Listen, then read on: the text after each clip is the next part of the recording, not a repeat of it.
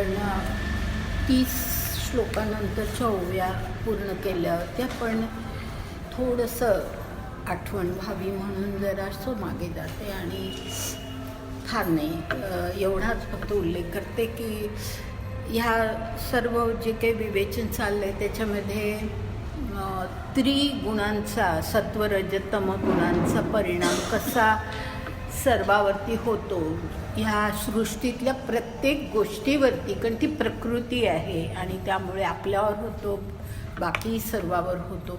तर अशा प्रकारे हा परिणाम कसा होतो त्याच्यामध्ये आपण कर्म, कर्ता आणि ज्ञान हे कसं 3 प्रकारे त्याचे विभाग म्हणजे गुणांनुसार पाडता येतात हे आपण पाहिलं.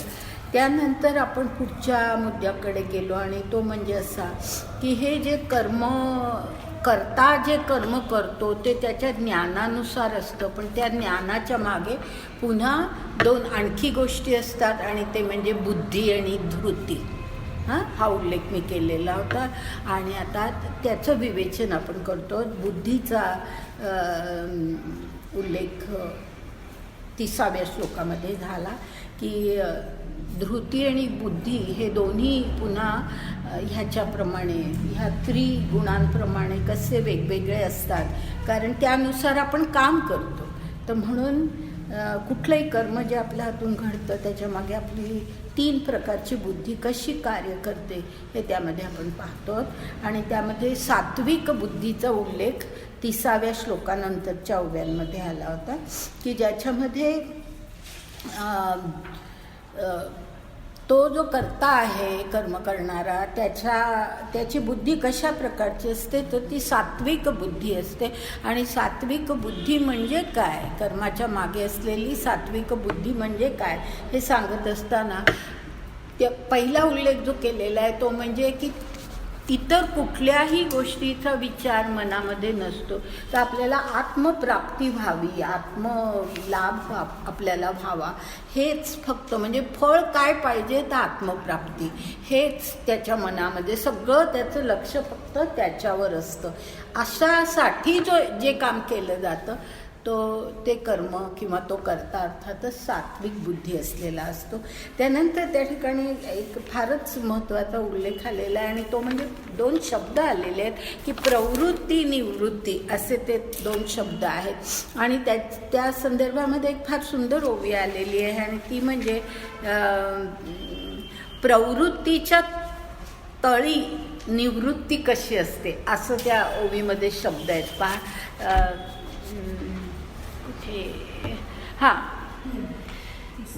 म्हणून निवृत्तीची मांडिली सुनी प्रवृत्ती तळी, हे 4थी ओवी आहे, 704 ओवी आहे ती. म्हणून निवृत्तीची मांडली सुनी प्रवृत्ती तळी, फार सुंदर शब्द आहेत ते. आणि ते अशा म्हणजे निवृत्ती ह्याचा अर्थ कर्मापासून निवृत्त होणं नव्हे, तर काम करायचं, प्रवृत्त व्हायचं, कामाला काम करायचं, परंतु त्या काम करत असताना मनामध्ये मात्र निवृत्तीची भावना असणं की मला याचं फळ नको आहे, फळाची कुठलीही अपेक्षा नाही किंवा अहंकाराची भावना नाही, ती निवृत्ती. तर अशी प्रवृत्तीच्या तळी निवृत्ती मांडली, फार सुंदर कल्पना आहे आणि ती त्या ठिकाणी आलेली आहे. म्हणजे सात्विक बुद्धी म्हणजे काय हे फार सुंदर शब्दामध्ये या ठिकाणी सांगितलेलं आहे. आणि त्याप्रमाणे आणखीन एक पुढे जो उल्लेख आहे साधारण 16व्या वगैरे ओवीमध्ये तो असा आहे, कार्याकार्य विवेक प्रवृत्ती निवृत्ती मापकी, खरा कुडा पारखी जिया परी. खरा कुडा पारखी म्हणजे जसा एखादा जवाहीर खरं आणि खोटं हे त्याला बरोबर ह्याच्यामध्ये रत्नांमध्ये किंवा सोन्यामध्ये त्याला लगेच लक्षात येतं, त्याप्रमाणे म्हणजे त्याच्यात तो वेगळं करतो की खरं काय आहे आणि खोटं काय आहे ह्याच्यामध्ये तो फरक करतो.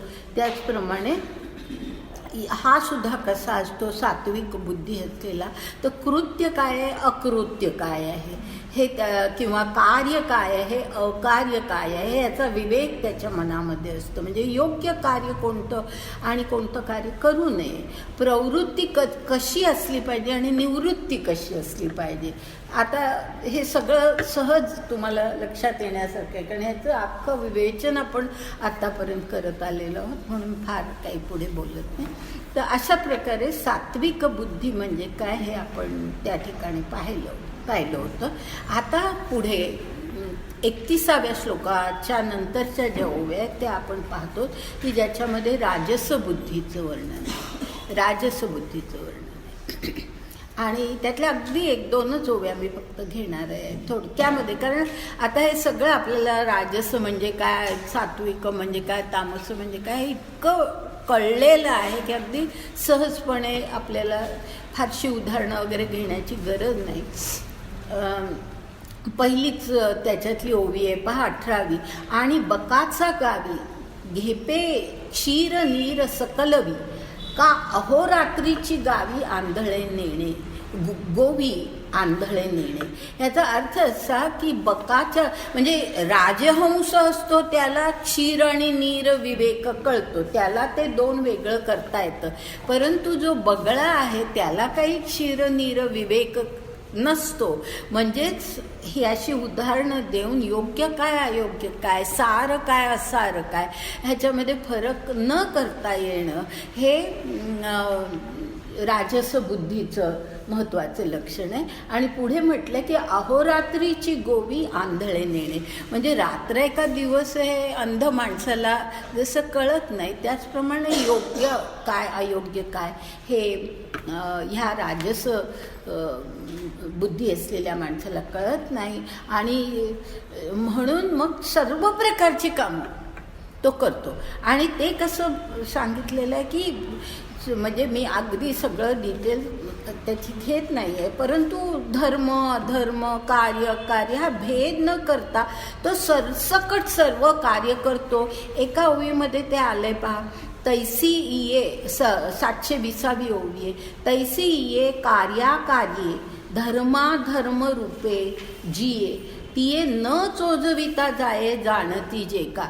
म्हणजे धर्म काय अधर्म काय हे न कळता, त्याच्यात फरक न करता, कार्य अकार्य ह्याच्यामध्ये फरक न करता सर्व करत सुटायचं असं जे असतं. आता ह्याची अगदी उत्तम उदाहरणं म्हणजे आपल्या महाभारतातली कौरव पांडव युद्धाच्या बाबतीतली की दुर्योधन काय दुःशासन काय हे अशा प्रकारचे होते ना. राजसवृत्ती त्यांच्यामध्ये होती पण त्याच्याबरोबर सात्विक वृत्ती नव्हती आणि बुद्धी नव्हती. आणि म्हणून अर्जुनाचं वैशिष्ट्य ह्याच्यामध्ये असं सांगितलेलं आहे की अर्जुन, श्री अरविंदांनी हा उल्लेख केलेला आहे की अर्जुनाची त्याची काय लक्षणं म्हणा किंवा अर्जुनाची वैशिष्ट्य सांगताना त्यांनी अगदी फार सुंदर उल्लेख केला आहे. मला वाटतं गेल्या वेळेला मी केला होता हा उल्लेख की अर्जुन हा असा आदर्श क्षत्रिय होता असं त्यांनी म्हटलंय. आदर्श क्षत्रिय होता की आदर्श क्षत्रिय म्हणजे कसा तर सात्विक बुद्धीनी राजसिक कर्म करणारा तो आदर्श क्षत्रिय. हे मी गेल्याही वेळेला मला वाटतं सांगितलं होतं, पण ते ह्या संदर्भामध्ये अगदी लक्षात घेण्यासारखं आहे की नुसता राजसिक बुद्धी असलेला माणूस असतो तो त्याच्यामध्ये फरक करत नाही. पण अर्जुनाची बुद्धी अशी होती की तो योग्य काय अयोग्य काय ह्याचा फरक जाणू शकत होता आणि तशा प्रकारे तो कार्य करत होता. म्हणून सात्विक बुद्धीनी राजसिक कर्म करणारा तो आदर्श क्षत्रिय तसा अर्जुन होता. पण हे बाकी कौरव पक्षातली माणसं मात्र तशा प्रकारची नव्हती. म्हणजे हे अगदी सरळ उदाहरण ह्या बुद्धीचं आपल्याला त्या ठिकाणी दिसतं. त्याचं मला वाटतं एवढ्या जरी आपण विवेचन केलं तरी आता पुरेसं आहे. राजसबुद्धी म्हणजे काय हे आपल्याला या ठिकाणी समजतं. आता पुढे 32व्या श्लोकानंतरच्या ओव्या आपण पाहतो की ज्या ठिकाणी तामसबुद्धीचं वर्णन आहे. तामसबुद्धी आणि 24वी पहिलीच त्यातली जी ओवी आहे ती अशी आहे, आणि राजा जिया वाटा जाये ते चोरांचे आडवं होई, का राक्षसा दिवो पाहे राती होनी. म्हणजे राजाच्या दृष्टीने जी राजवाट असते ती चोरांना मात्र आडवाट असते. कारण त्यांना त्या रस्त्याने गेलं तर ते पकडले जातील. म्हणजे त्यांच्या दृष्टीने राजवाट ही योग्य नव्हेच, आडवं म्हणजे आडवाट त्यांच्या दृष्टीने असते. आणि आडवाट जी असते राजाच्या दृष्टीने ती त्यांच्या दृष्टीने राजवाट असते. तर तसंच पुढे म्हटलं राक्षसा दिवो पाहे राती होऊनी. म्हणजे राक्षस वृत्तीच्या राक्षस नेहमी रात्रीच काम करणारे, त्यांचे सगळ्या प्रवृत्ती किंवा त्यांचे जे गुण आहेत ते रात्री जागृत होतात. तर त्यामुळे त्यांना दिवस नको असतो, त्यांना रात्र हवी असते. तर अशा प्रकारे इतरांना मात्र आपल्याला दिवस हवा असतो. रात्रीच्या अंधारामध्ये आपल्याला म्हणजे अंधकार हा या शब्दाचा अध्यात्मामध्ये किंवा या अशा प्रकारचं विवेचन करताना ज्ञानाचा अंधकार असंच आपण मनामध्ये घेतलं पाहिजे. तर असा ज्ञानाचा अंधकार जो असतो तो आपल्या म्हणजे सात्विक बुद्धी असलेल्या माणसाला नकोच आहे. त्यानंतर आता पुढे मधली एक ओवी सोडून 26वी ओवी तिथे, तैसे धर्मजात तितुके जिये बुद्धीसी पातके साच ते लटिके ऐसेची बुझे. म्हणजे जे काही धर्मजात आहे म्हणजे धर्माला धरू नये. धर्मजात याचा अर्थ धर्मीय असं ज्याला आपण म्हणतो. धर्मीय म्हणजे धर्मजात, धर्माच्या ज्या काही धर्म म्हणजे काय हे आपल्याला माहीत आहे. धर्म याचा अर्थ कर्तव्य, व्यवहाराचे नियम. हा मात्र अर्थ अजिबात आपल्या विचारातून जायला देऊ नका. तर धर्मजात तितुके जिये बुद्धीसी पातके, म्हणजे ज्या बुद्धीला धर्मानुसार वागणं हे पातक वाटतं, पाप वाटतं, ज्या बुद्धीला ते पाप वाटतं. आणि साच ते लटिके ऐसेची बुझे, म्हणजे त्याला काय बुझे याचा अर्थ त्याला काय जाणवतं. साच म्हणजे जे खरं आहे ते त्याला तो खोटं म्हणतो. लटिके म्हणजे खोटं, असत्य. जे आता ईश्वर हे सात्विक बुद्धीच्या दृष्टीने सत्य आहे, सत्य अस्तित्व आहे. तामसिक वृत्तीला कुठला ईश्वर असं वाटेल. तर अशा प्रकारे साच ते लटिके म्हणजे जे खरं आहे त्याला ते खोटं असं त्याला वाटतं. ते आघवेची पुढची ओवी, ते आघवेची अर्थ करून घाली अनर्थ, गुणते ते व्यवस्थित दोषची मानी. सहज आता अर्थ कळला असेल की जे अर्थाचा अनर्थ करणं किंवा ज्याला गुण म्हणतो आपण त्याला दोष मानणं ही त्यांची वृत्ती असते. किंवा आणखी पुढच्या ओवीतला थोडा भाग घेते किंवा संबंध ओवी घेते. किंबहुना श्रुती जाते अधिष्ठुनी केले सरिते, ते तुलेही उपरते जाणे जे बुद्धी. म्हणजे श्रुती जाते, श्रुती याचा अर्थ वेद. वेदांनी ज्या गोष्टीला योग्य अधिष्ठुनी म्हणजे ज्याला आधार दिलेला की असं करावं, असं वागावं, असा श्रुतींनी ज्याला आधार दिलेला आहे ते ह्या बुद्धीला जाणे जे बुद्धी म्हणजे ह्या तामसी बुद्धीला कसं वाटतं. उपरते म्हणजे उलटं, त्याज्य वाटतं. जे योग्य आहे श्रुतींनुसार ते त्यांना त्याज्य वाटतं. उपरते ह्याचा अर्थ त्याज्य. म्हणजे काही शब्दांचे अर्थ त्या संदर्भात घ्यायचे असतात म्हणून या ठिकाणी उपरते याचा अर्थ त्याज्य. म्हणजे एरवी आपण उपरती चा अर्थ वेगवेगळा घेतो पण या ठिकाणी तो त्याज्य असा आहे. अशी जी बुद्धी असते ते कोणतेही पुढे आहे, कोणतेही न पुसता तामसी जाणावी पांडुसुता. इथपर्यंतच आपण घेऊ की अर्जुना लक्षात घे की कोणाला विचारण्याची गरज नाही अशी जी बुद्धी असते ती तामसी बुद्धी आहे हे तू लक्षात घे. आता पुढे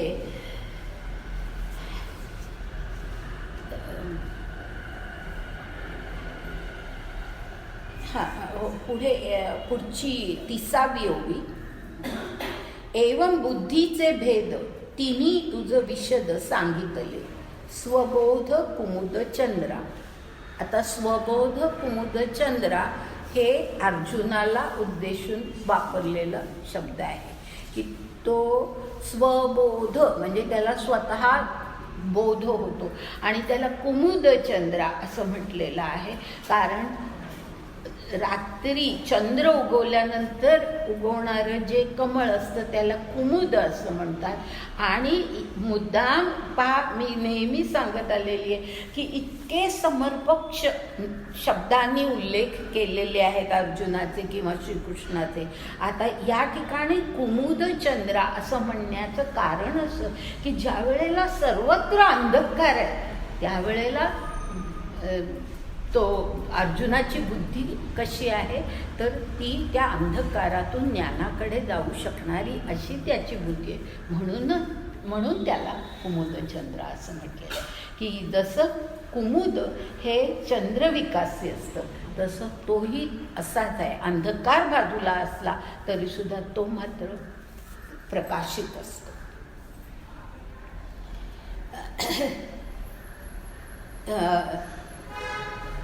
आता पहा, बुद्धी आणि धृती ह्यांच्यातला संबंध आता ह्या पुढच्या ओवीमध्ये आहे 731व्या ओवीमध्ये. आणि तिथून मग आपल्याला आता धृतीकडे वळायचं आहे. आता 731वी ओवी. आता याची बुद्धिवृत्ती निष्ठा किला. निष्ठा काय आहे ते? निष्ठ किला कर्मजा. निष्ठम केला बरोबर. तो अनुसार मला इथे म्हणून मला तो गोंधळले एकदम. आता याची बुद्धिवृत्ती निष्ठम केला कर्मदाता.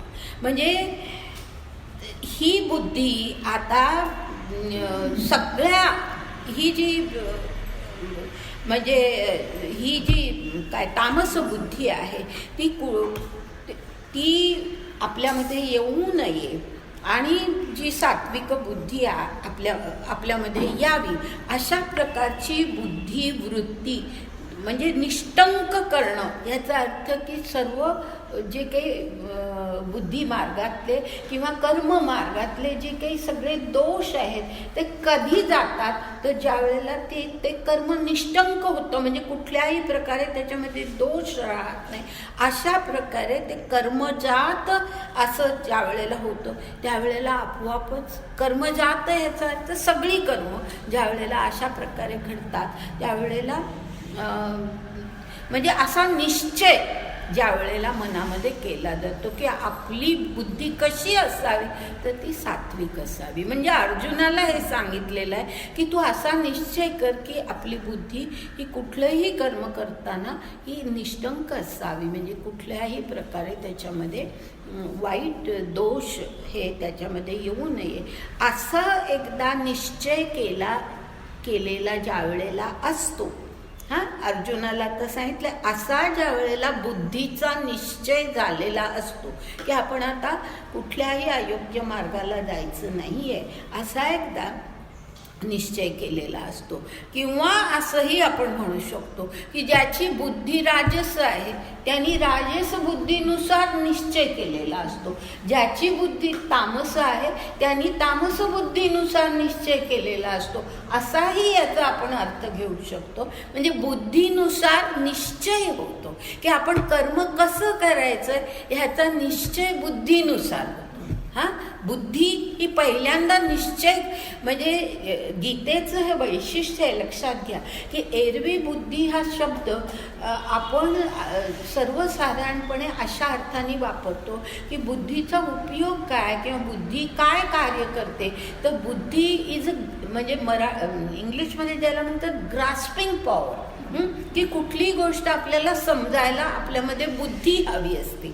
परंतु गीतेनुसार बुद्धी ही केवळ ग्रास्पिंग पॉवर नाही आहे, म्हणजे केवळ समजणं आपल्याला एवढंच बुद्धीचं कार्य नाही आहे. तर बुद्धीचं अधिक महत्त्वाचं कार्य काय आहे की जे काही आपल्याला समजतं त्यानुसार आपण काय कर्म करायचं ह्याचा निश्चय करतो, निर्णय घेतो. म्हणजे बुद्धीचं अत्यंत महत्त्वाचं वैशिष्ट्य म्हणजे निर्णय घेणं. हे बुद्धीचं फार महत्त्वाचं कर्म आहे गीतेनुसार.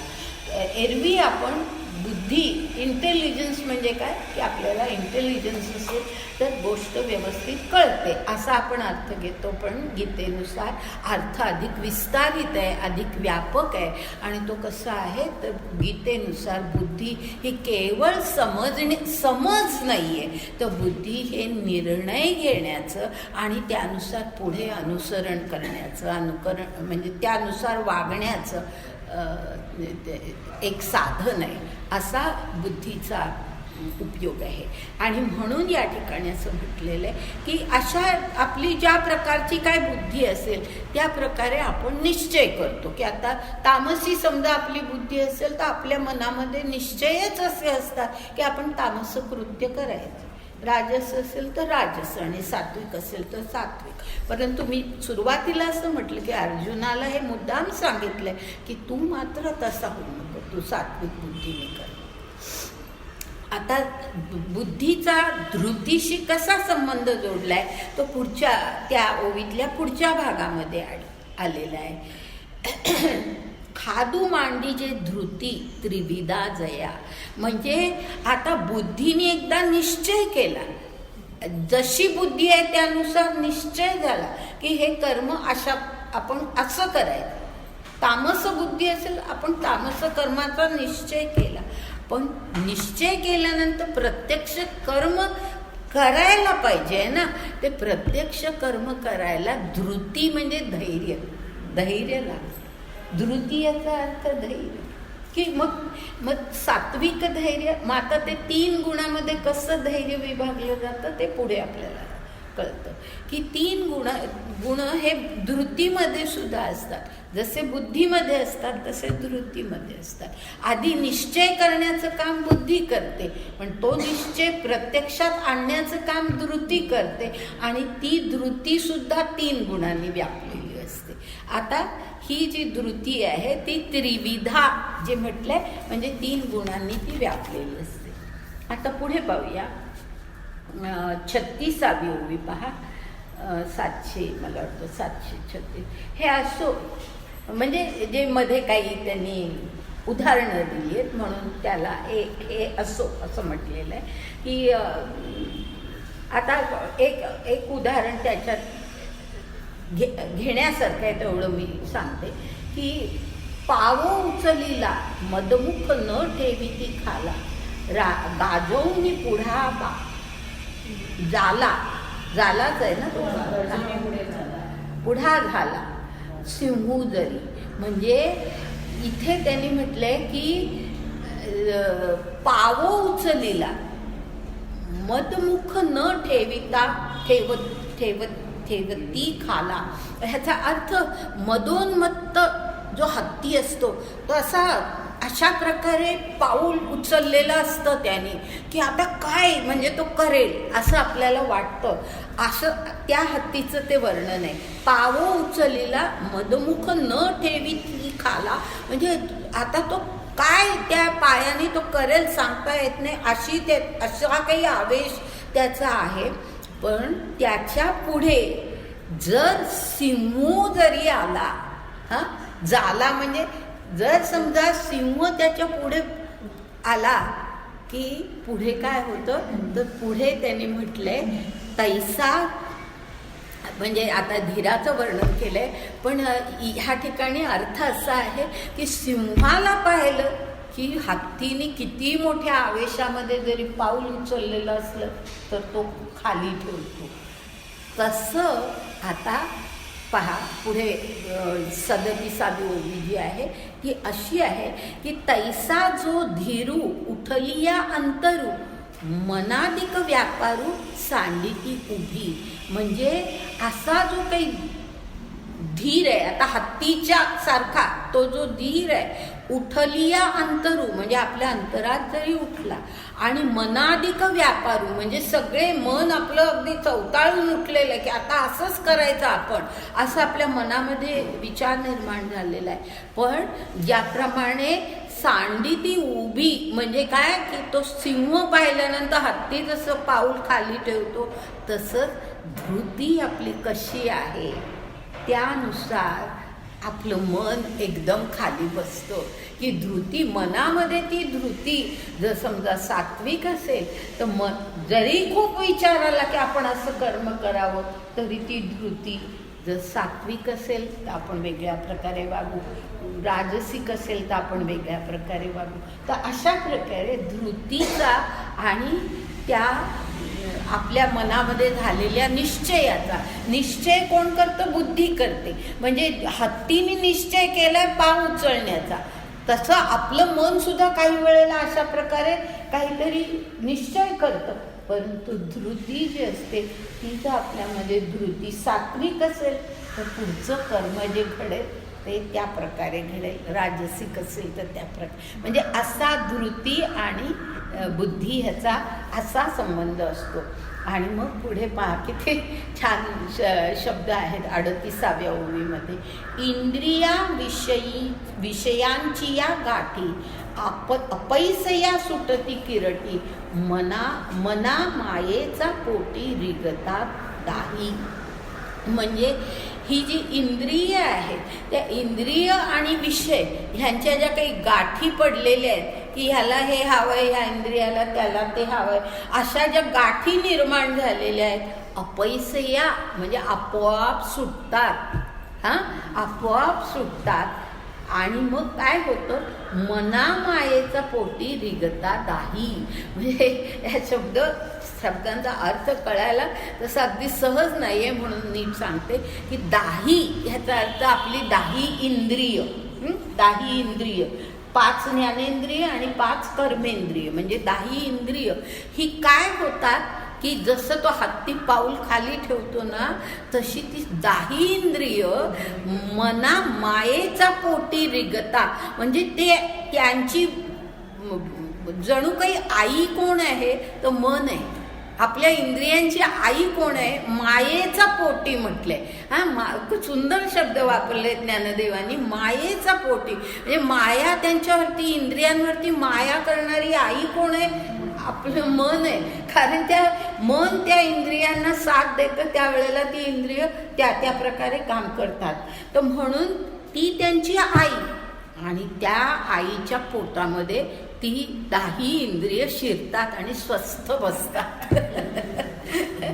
म्हणजे वर्णन छान केलेलं आहे की ते पहिल्यांदा, म्हणून ते हत्तीचं उदाहरण घेण्यामध्ये मजा आहे की हत्ती आणि सिंह यांचं उदाहरण आधी देऊन मग पुढे अगदी तीच अवस्था आपली होते की जर आपल्या इंद्रिय विषयांच्या गाठी ज्या असतात त्या अपैसया सुटती, आणि मग मन ही माया म्हणजे मन ही आई जणू काही, त्या आईच्या पोटी रिगता दाही. म्हणजे सगळी रिगता म्हणजे शिरणं. तर ती सगळी दाही इंद्रिय त्या मायेच्या पोटी शिरतात. हे 36व्या ओवीतलं हे असो पावं उचलीला मदमुख न ठेवी ती खाला, म्हणजे हे प्रश्नार्थक आहे का? की नाही, प्रश्नार्थक नाही. मदमुख म्हणजे मदोन्मत्त झालेला तो जो आहे तो पहिल्यांदा न ठेवी ती खाला, म्हणजे पहिल्यांदा काही तो खाली हे करत नाहीये, म्हणजे तो असा तो आवेशातच आहे, त्या अर्थी आहे ते मदमुख. म्हणजे इतका तो मदोन्मत्त झालेला आहे की तो गर्जना करतो आहे आणि तो असा हे करतोय, म्हणजे त्या आवेशात आहे. परंतु पुढे काय होतं की जर सिंह आला, जर त्याच्यासमोर सिंह आला तर त्याच्या त्या सगळ्या गाजवणी पुढा झाला. म्हणजे त्याच्या पुढे जर समजा सिंह गाजवणी आला, म्हणजे गाजत जर मोठ्या आवेशात जर सिंह त्याच्या समोर आला तर एकदम त्या मदोन्मुख हत्तीचं सगळं हे आवेश त्याचा नाहीसा होतो. म्हणजे तो आधी हे करत नाही, तो आधी खाली ठेवत नाही आपला पाय, त्याने उभारलेलाच आहे, पण एकदम तो खाली येतो. न ठेविती म्हटले बघा, न ठेविती याचा अर्थ की तो खाली पाय ठेवत नाही, त्याने हे केलेलंच आहे की आता ते कुठे झेप घेणार अशा प्रकारचा त्याचा आवेश आहे. परंतु पुढे गाजवणी पुढा झाला सिंह जरी, म्हणजे जर सिंह जर पुढे झाला तर मात्र तो उभा राहिलेला त्याचा पाय एकदम खाली येतो. तसं आपलं होतं की जर धीर आपला कसा आहे, कशा प्रकारचा आहे, बुद्धीने जरी निश्चय केला हे करायचं तरी सुद्धा धीर कशा प्रकारचा आहे ह्याला इतकं महत्त्वाचं आहे की आपल्यामध्ये जर सात्विक धीर असेल तर आपोआपच आपली अवस्था तशी होते. त्याच्या पुढे मधल्या काही ओव्या गाळून 44वी ओवी घेते. ते गा धृती येथे सात्विक हे निरुते. बघा सात्विकच म्हटलेलं आहे मी आता जे सांगते की सात्विक धृती असेल तर काय होतं, तर अशी आपली अवस्था होते. ती सात्विक धृती ही सिंहासारखी काम करते आपल्या मनावरती. ते गाधृती येथे सात्विक हे निरुते ऐका अर्जुना ते श्रीकांतू म्हणे. म्हणजे हे सात्विक अशी ती शुद्ध सात्विक अशी ती धृती आहे हे तू लक्षात घे असं अर्जुनाला श्रीकृष्णांनी सांगितलं. आता पुढे 34व्या श्लोकानंतरच्या ओव्या आपण पाहतो आणि त्या ठिकाणी राजस धृती कशी असते हे सांगितलेलं आहे. आणि ते असं सांगितलं की आणि होऊन या शरीरी स्वर्ग संसाराचा दोही घरी नांदे जो पोट भरी त्रिवर्गो पाये. आता ह्याचा अर्थ असा की आपण शरीरामध्ये असं असताना होऊनिया शरीरी म्हणजे आपण ज्या वेळेला शरीरामध्ये या देहामध्ये या पृथ्वीवरती आपण असतो त्यावेळेला स्वर्ग आणि संसार या दोन्ही घरी आपल्याला योग्य प्रकारे म्हणजे आपल्याला नांदता यावं, म्हणजे तिथलं सुख स्वर्गातलंही सुख मिळावं आणि ह्या पृथ्वीवरचंही सुख आपल्याला मिळावं ह्याच्यासाठी नांदे जो पोटभरी त्रिवर्गो पाये. म्हणजे हे तो जो त्रिवर्ग शब्द आहे ना त्याचा अर्थ धर्म अर्थ आणि काम हे त्रिवर्ग. म्हणजे जे पुरुषार्थ आहेत ना त्यातले पहिले 3 घेतलेले आहे. मोक्षाचा विचार नाही आहे, कारण मोक्षाचा विचार करत असताना राजसिक वृत्ती वेगळ्या प्रकार म्हणजे सात्विक वृत्ती असावी लागते. स्वर्ग मिळू शकतो क्षत्रियाला, राजसिक वृत्ती असलेल्या माणसाला स्वर्ग सुख मिळू शकतं, परंतु मोक्ष प्राप्ती मात्र त्याच्यामध्ये त्याला मिळू शकत नाही. तर स्वर्ग संसाराचा दोही घरी दोन्ही ठिकाणची सुख पाहिजे. नांदे जो पोट भरी दोन्ही ठिकाणी अगदी चांगली सगळी सुख त्याला मिळायला पाहिजे असतात. आणि म्हणून त्रिवर्गोपाये म्हणजे तिन्ही धर्म अर्थ आणि काम या तिनांच्या प्राप्तीसाठी तो प्रयत्न करत असतो. धर्म हा ह्या आपल्या एकूण संस्कृतीमध्ये सगळ्या ह्याचं धर्म हे म्हणजे राजस सुद्धा धर्म आहेच, तर त्यामुळे धर्म हे सगळ्याचं काय म्हणतो बेसिस म्हणजे काय पाया आहे. तर त्यामुळे धर्म अर्थ आणि काम या तिन्हीच्या बाबतीमध्ये तो अशा प्रकारे कर्म करतो की त्याला स्वर्ग आणि ह्या संसारामध्ये म्हणजे ऐहिक आणि पारलौकिक सुख त्याला प्राप्त व्हावी अशा प्रकारे तो कर्म करत असतो. तो मनोरथाचा सागरी धर्मार्थ कामाचा तारुवावरी जेणे धैर्य बळे करी क्रिया वाणिज्य. ह्याचा अर्थ मनोरथाचा सागरी ह्याचा अर्थ की इतक्या प्रकारचे मनोरथ, राजसिक वृत्ती आहे, त्यामुळे हे करायचं आहे ते करायचे, अनेक प्रकारचे मनोरथ त्याच्या मनामध्ये असतात. आणि मग धर्मार्थ, धर्म अर्थ काम, बघा मगाशी मी सांगितलं ते त्रिवर्ग म्हणजे धर्म अर्थ काम, हे ह्या ठिकाणी पुढे स्पष्ट झालेलं आहे. तर धर्म अर्थ काम ह्याच्या तारुवावरी म्हणजे त्याच्या आधारे, तारुव म्हणजे कुठल्याही पाण्यातून जाताना ज्या वेळेला खाली आधाराला जे काय असतं तसं. तर धर्म अर्थ काम ह्या तारुवावरी जेणे धैर्य बळ करी क्रिया वाणिज्य हा शब्द वापरला आहे. हा नीट लक्षात घ्या की क्रिया वाणिज्य ह्याचा अर्थ सर्व प्रकारचे व्यवहार. वाणिज्य हा शब्द वापरून त्यांनी असा अर्थ सांगितलाय की सर्व प्रकारचे जे काही कष्ट असतात, व्यवहार याचा अर्थ वाणिज्य म्हणजे सर्व प्रकारचे कष्ट किंवा सर्व प्रकारचे व्यवहार तो कसा करत असतो, ते धैर्य कशा प्रकारचं असतं, तर तो अहोरात्र कष्ट करत असतो. म्हणजे तो रात्री आपल्याला आता इतकी झोप पाहिजे असाही तो विचार करत नाही, कारण त्याचं मनामध्ये त्याच्या हे काय असतं, साध्य काय असतं, काय त्याला मिळवायचं असतं. तर आपल्याला धर्म अर्थ आणि काम योग्य प्रकारे हे केला पाहिजे की ज्याच्यामुळे आपल्याला स्वर्गामध्ये म्हणजे पारलौकिक आणि इहलौकिक अशा दोन्ही प्रकारची सुख प्राप्त होतील. म्हणून तो क्रिया वाणिज्य असं म्हणताना, वाणिज्य ह्याचा अर्थ की कशाचीही पर्वा न करता, ह्याची निद्रेची सुद्धा पर्वा न करता तो अहोरात्र कष्ट करत असतो. जे कर्म भांडवला सुये तयाची चौगुणी येती पाहे, एवढे सायास साहे जया धृती पहा. म्हणून मी सांगितलं की अहोरात्र कष्ट असं म्हणण्याचं कारण असं की भांडवल असं त्याचं आहे की त्या भांडवलाचा उपयोग करून चौगुणी म्हणजे धर्म अर्थ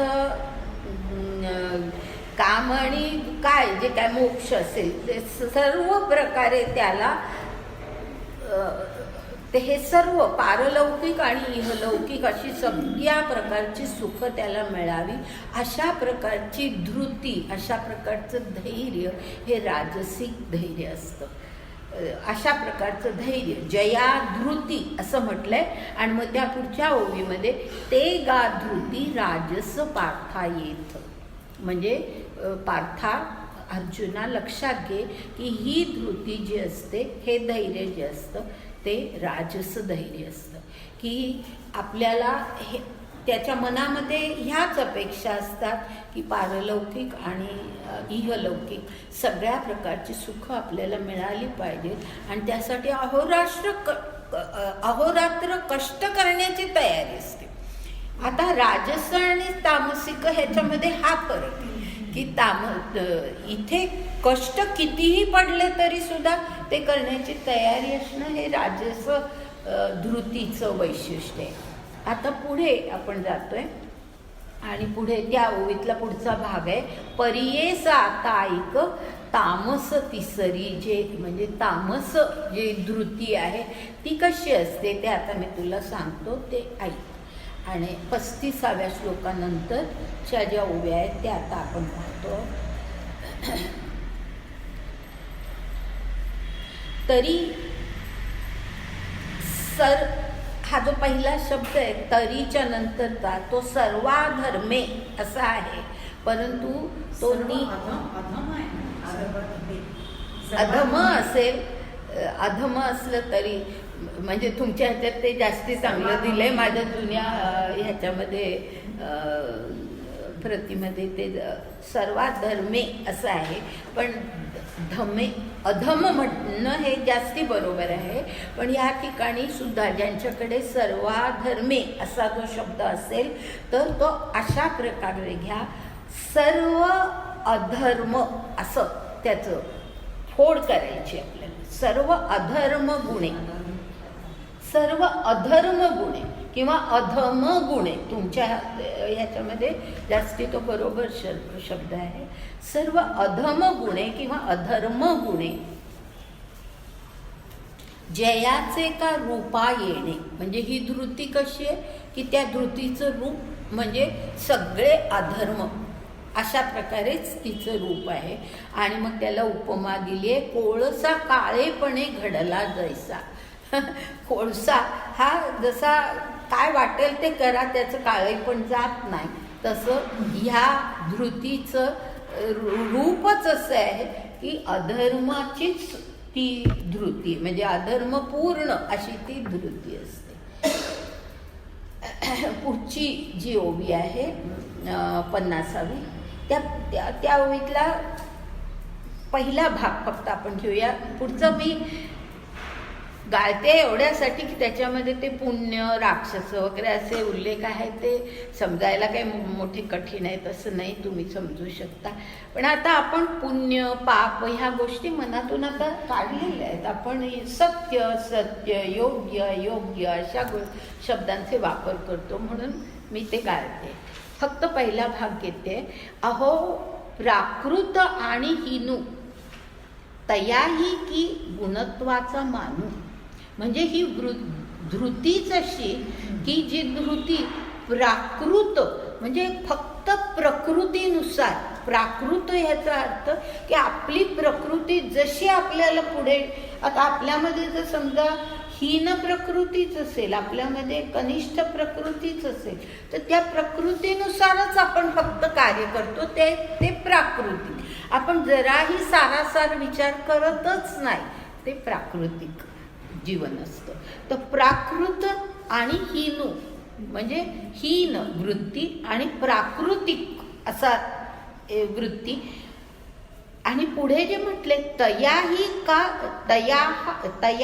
की गुणत्वाचा मानू, असं जे ज्ञानदेवानी म्हटलंय, त्याचा अर्थ असा की खरं म्हणजे ते इतकं हीन आहे, ही धृती इतकी हीन आहे, इतकी प्राकृतिक आहे, पण तरी सुद्धा त्याला गुण म्हणतो आपण, गुणांमध्ये बसवतो. आणि म्हणून तयाही का गुणत्वाचा मानू, म्हणजे गुण म्हणण्यासारखं नाहीच आहे, ते दोषच आहे, दोषपूर्ण आहे, पण त्याला गुणत्वाचा मान आपण देतोय, कारण त्रिगुणांचा विचार आपण करतोय, म्हणून आपण त्याला गुणत्वाचा मान देतोय असं ते म्हणतात. की म्हणजे पुढे म्हटले परीन म्हणी जे पुण्य जनु राक्षस काही, म्हणजे राक्षसाला पुण्य जनु म्हणजे पुण्य करणारा म्हणावं तसं आहे हे, की ह्या वृत्तीला गुण म्हणणं हे तशासारखं आहे.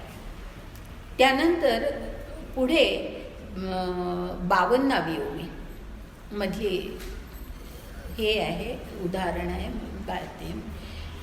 52वी ओवी. जे सर्व दोषांचा वसवटा तमची कामउनी सुभटा उभारिला अंगवठा जया नराचा. म्हणजे अंगवठा ह्याचा अर्थ मूर्ती म्हणजे आपलं शरीर ही जणू काही सगळ्या दोषांचंच मूर्ती आहे, असं. अंगवठा म्हणजे मूर्ती, अशा अर्थाने मूर्तिमंत दोष असं आपण म्हणतो ना, मूर्तिमंत दोष असं आपलं सगळं शरीर आहे. सर्व दोषांचा वसवटा म्हटलंय. वसवटा ह्याचा अर्थ वसती स्थान, सगळ्या दोषांचं वसती स्थान आहे ते आपलं शरीर. आपले एकूण सगळं हे धृती, वागणं हे सगळं कसं आहे, तर सगळं मन कसं आहे, सगळंच आपलं जे काय सर्व दोषांचा वसवटा आहे, म्हणजे वसती स्थान आहे. त्याच्या पुढची ओवी आहे 53वी. तो आळसू सुनी असे काखे म्हणून निद्रे कही न मुके पापे पोषिता दुःखे न सांडिजे जेवी.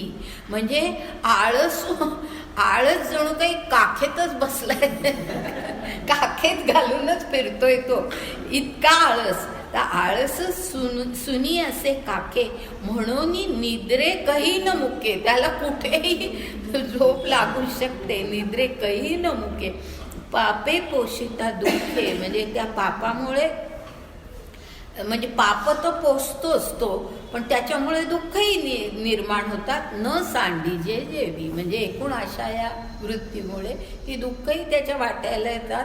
पण ती काय, ती येणारच. अशा प्रकारची वृत्ती, की काय दुःख आलं वाट्याला तर काय झालं, अशा प्रकारची वृत्ती. आता मधल्या बऱ्याच ओव्या गाळून, कारण जवळजवळ तेच वेगवेगळ्या शब्दामध्ये आहे म्हणून, किंवा काही उदाहरणं आहेत म्हणून तिथून एकदम 58व्या ओवीकडे जातो. म्हणजे आता ही तामस धृती जी आहे, तसं अशी ज्याच्यामध्ये तामस धृती असते तो माणूस आणखी त्याचा उन्माद आणखी कसा वाढतो हे सांगण्यासाठी ही 58व्या ओवीमध्ये काय शब्द वापरलेत पहा. आणि वयसा वित्त कामू यांचा वाढवी संभ्रमू म्हणून मदे आश्रमू तोची केला. म्हणजे जर समजा असा ज्याची धृती सगळी बुद्धी सगळंच मुळी तामसिक आहे, असा माणूस ज्या वेळेला वयसा, ह्याचा अर्थ ज्या वेळेला तो तारुण्यात असतो, कारण तारुण्यामध्ये तारुण्याचा जोश, आणि त्यामुळे तारुण्यामध्ये एरवी सुद्धा माणूस कसा वाकेल सांगता येत नाही, कारण तरुण माणसाचं ते लक्षणच असतं. तर त्यामुळे आणि वयसा म्हणजे वय सुद्धा असं की तारुण्य, त्यानंतर जर समजा वित्त, त्याच्याकडे संपत्तीही असेल, म्हणजे जे सगळे अशाच गोष्टी आहेत की वयही तरुण, त्याबरोबर पुन्हा संपत्ती आणि काम, म्हणजे सगळ्या प्रकारच्या वासनाही त्याबरोबर मग वाढतच जातात. आणि मग यांचा वाढवी संभ्रमू, म्हणजे मग सगळ्याचं हे सगळं एकत्र आलं.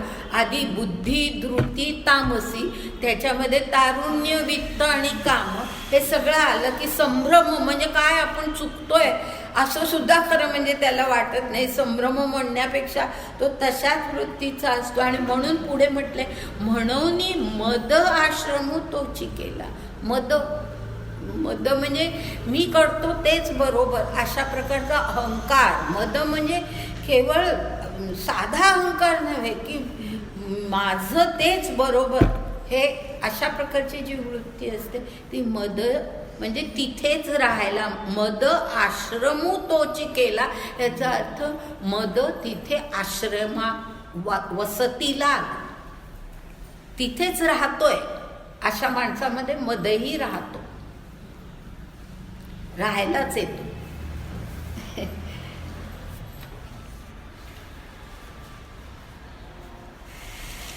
तर अशा प्रकारे तमोगुणी ही सगळी वृत्ती सांगितली आहे. आणि त्याचा पुढे मला वाटतं त्यानंतर 771 ओवी घेऊ. मधल्या सगळ्या आपण गाळल्या तरी चालेल, साधारण तेच पुन्हा पुन्हा आहे आणि म्हणून मी गाळते. वेगवेगळ्या शब्दामध्ये तेच लिहिलेलं आहे. 771 ओवी.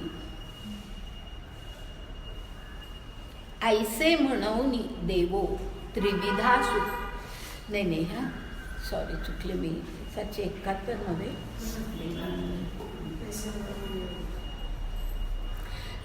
761 ओवी बघा.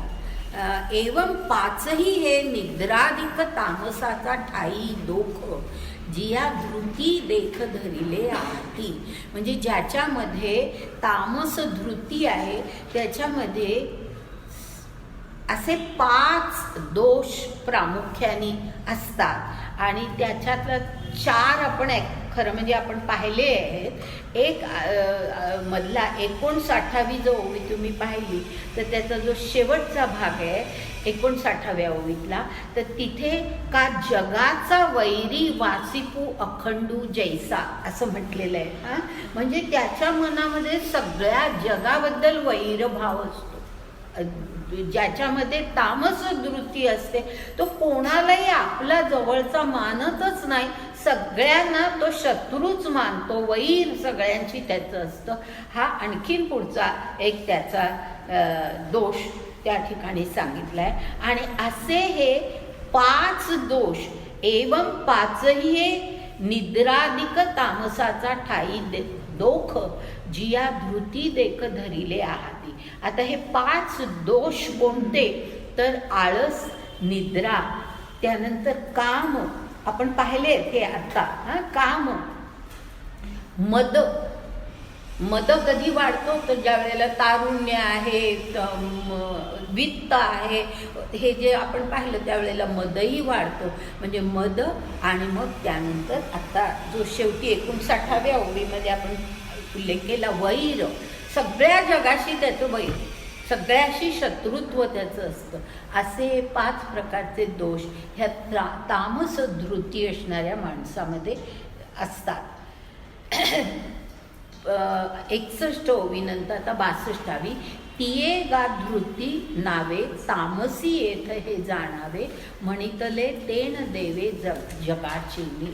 म्हणजे असं जगामध्ये त्या अशा धृतीला तामस धृती असं, किंवा अशा धृतीला तामस धृती असं जग म्हणतं. जगाचेनी म्हणजे जग म्हणतं असं देवांनी सांगितलं, भगवंतांनी सांगितलं. आता पुढची ओळी बघा, 63वी. एवं त्रिविध जे बुद्धी कीजे कर्मनिश्चयो आधी तो धृती या सिद्धी नेईजो येथ. अर्थ कळला असला पाहिजे, कारण मी तो आधीच स्पष्ट केला आहे. पुन्हा सांगते की एवं त्रिविध जे बुद्धी की जे कर्मनिश्चयो आधी, म्हणजे आधी जी त्रिविध बुद्धी आहे, कुठली त्रिविध बुद्धी? सात्विक, राजसिक आणि तामसिक अशी जी त्रिविध बुद्धी आहे, ती बुद्धी आधी कर्माचा निश्चय करते.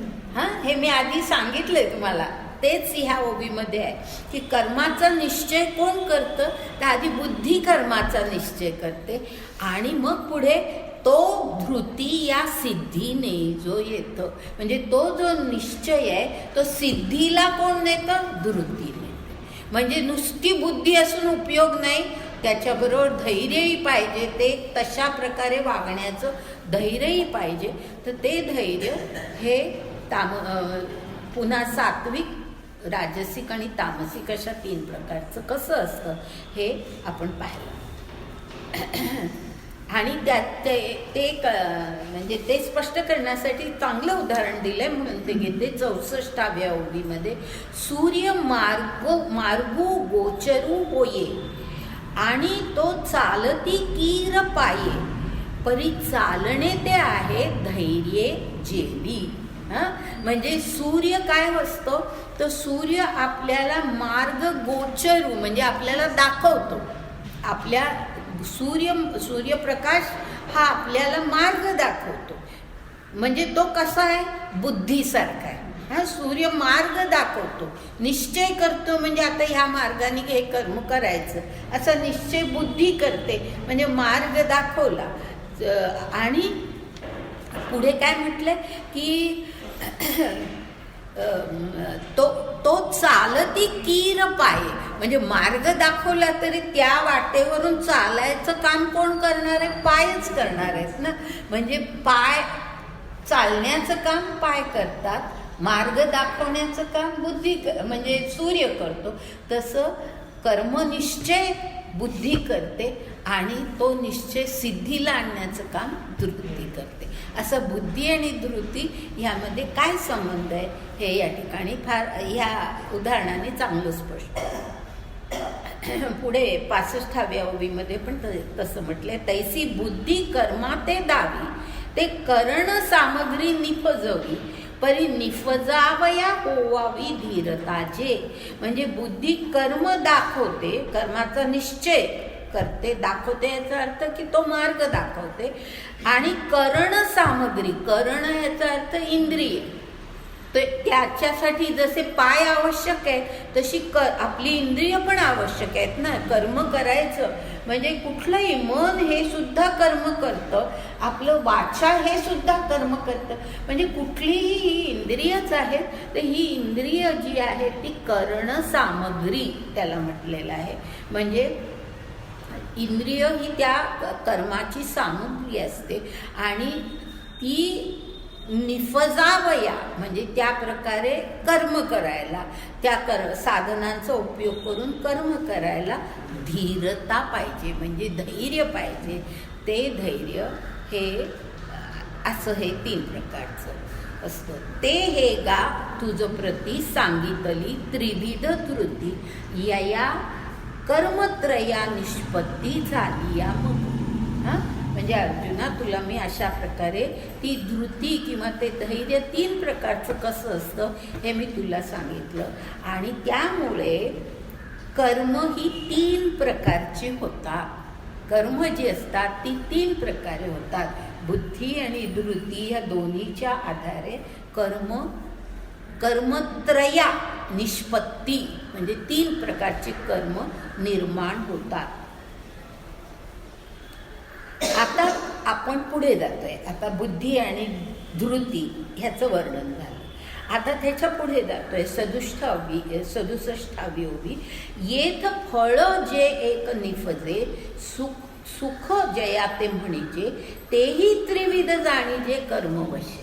म्हणजे ह्या आपण जे कर्म करतो त्या कर्माने सुख निर्माण होतं, पण ते सुख सुद्धा पुन्हा 3 प्रकारचं असतं, पुन्हा 3 प्रकारे असतं.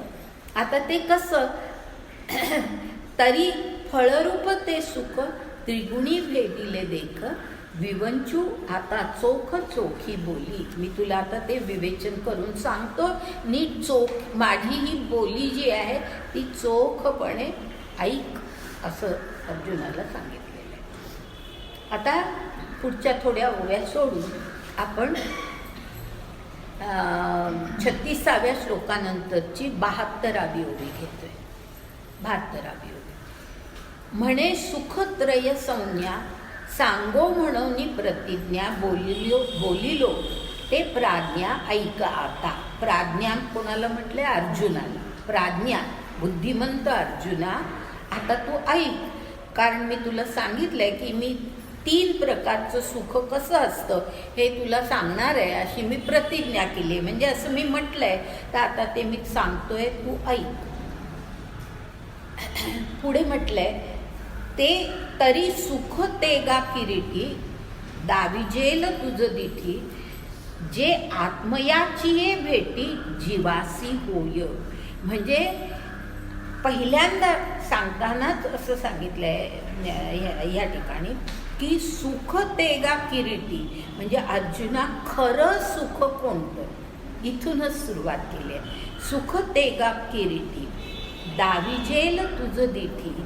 म्हणजे जे खरं सुख असतं ते कोणतं असतं तर जे आत्मयाची भेटी जीवासी होय. ज्या सुखामध्ये जीवाची आत्म्याशी भेट ते खरं सुख असतं. ते सुख हे खरं सुख असतं.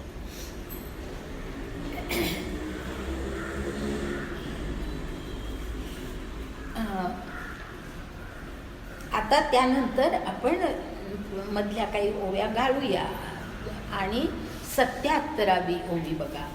ते येथ आत्मसुख झाले असे त्रिगुणात्मक तेही सांगो एकैक रूप आता.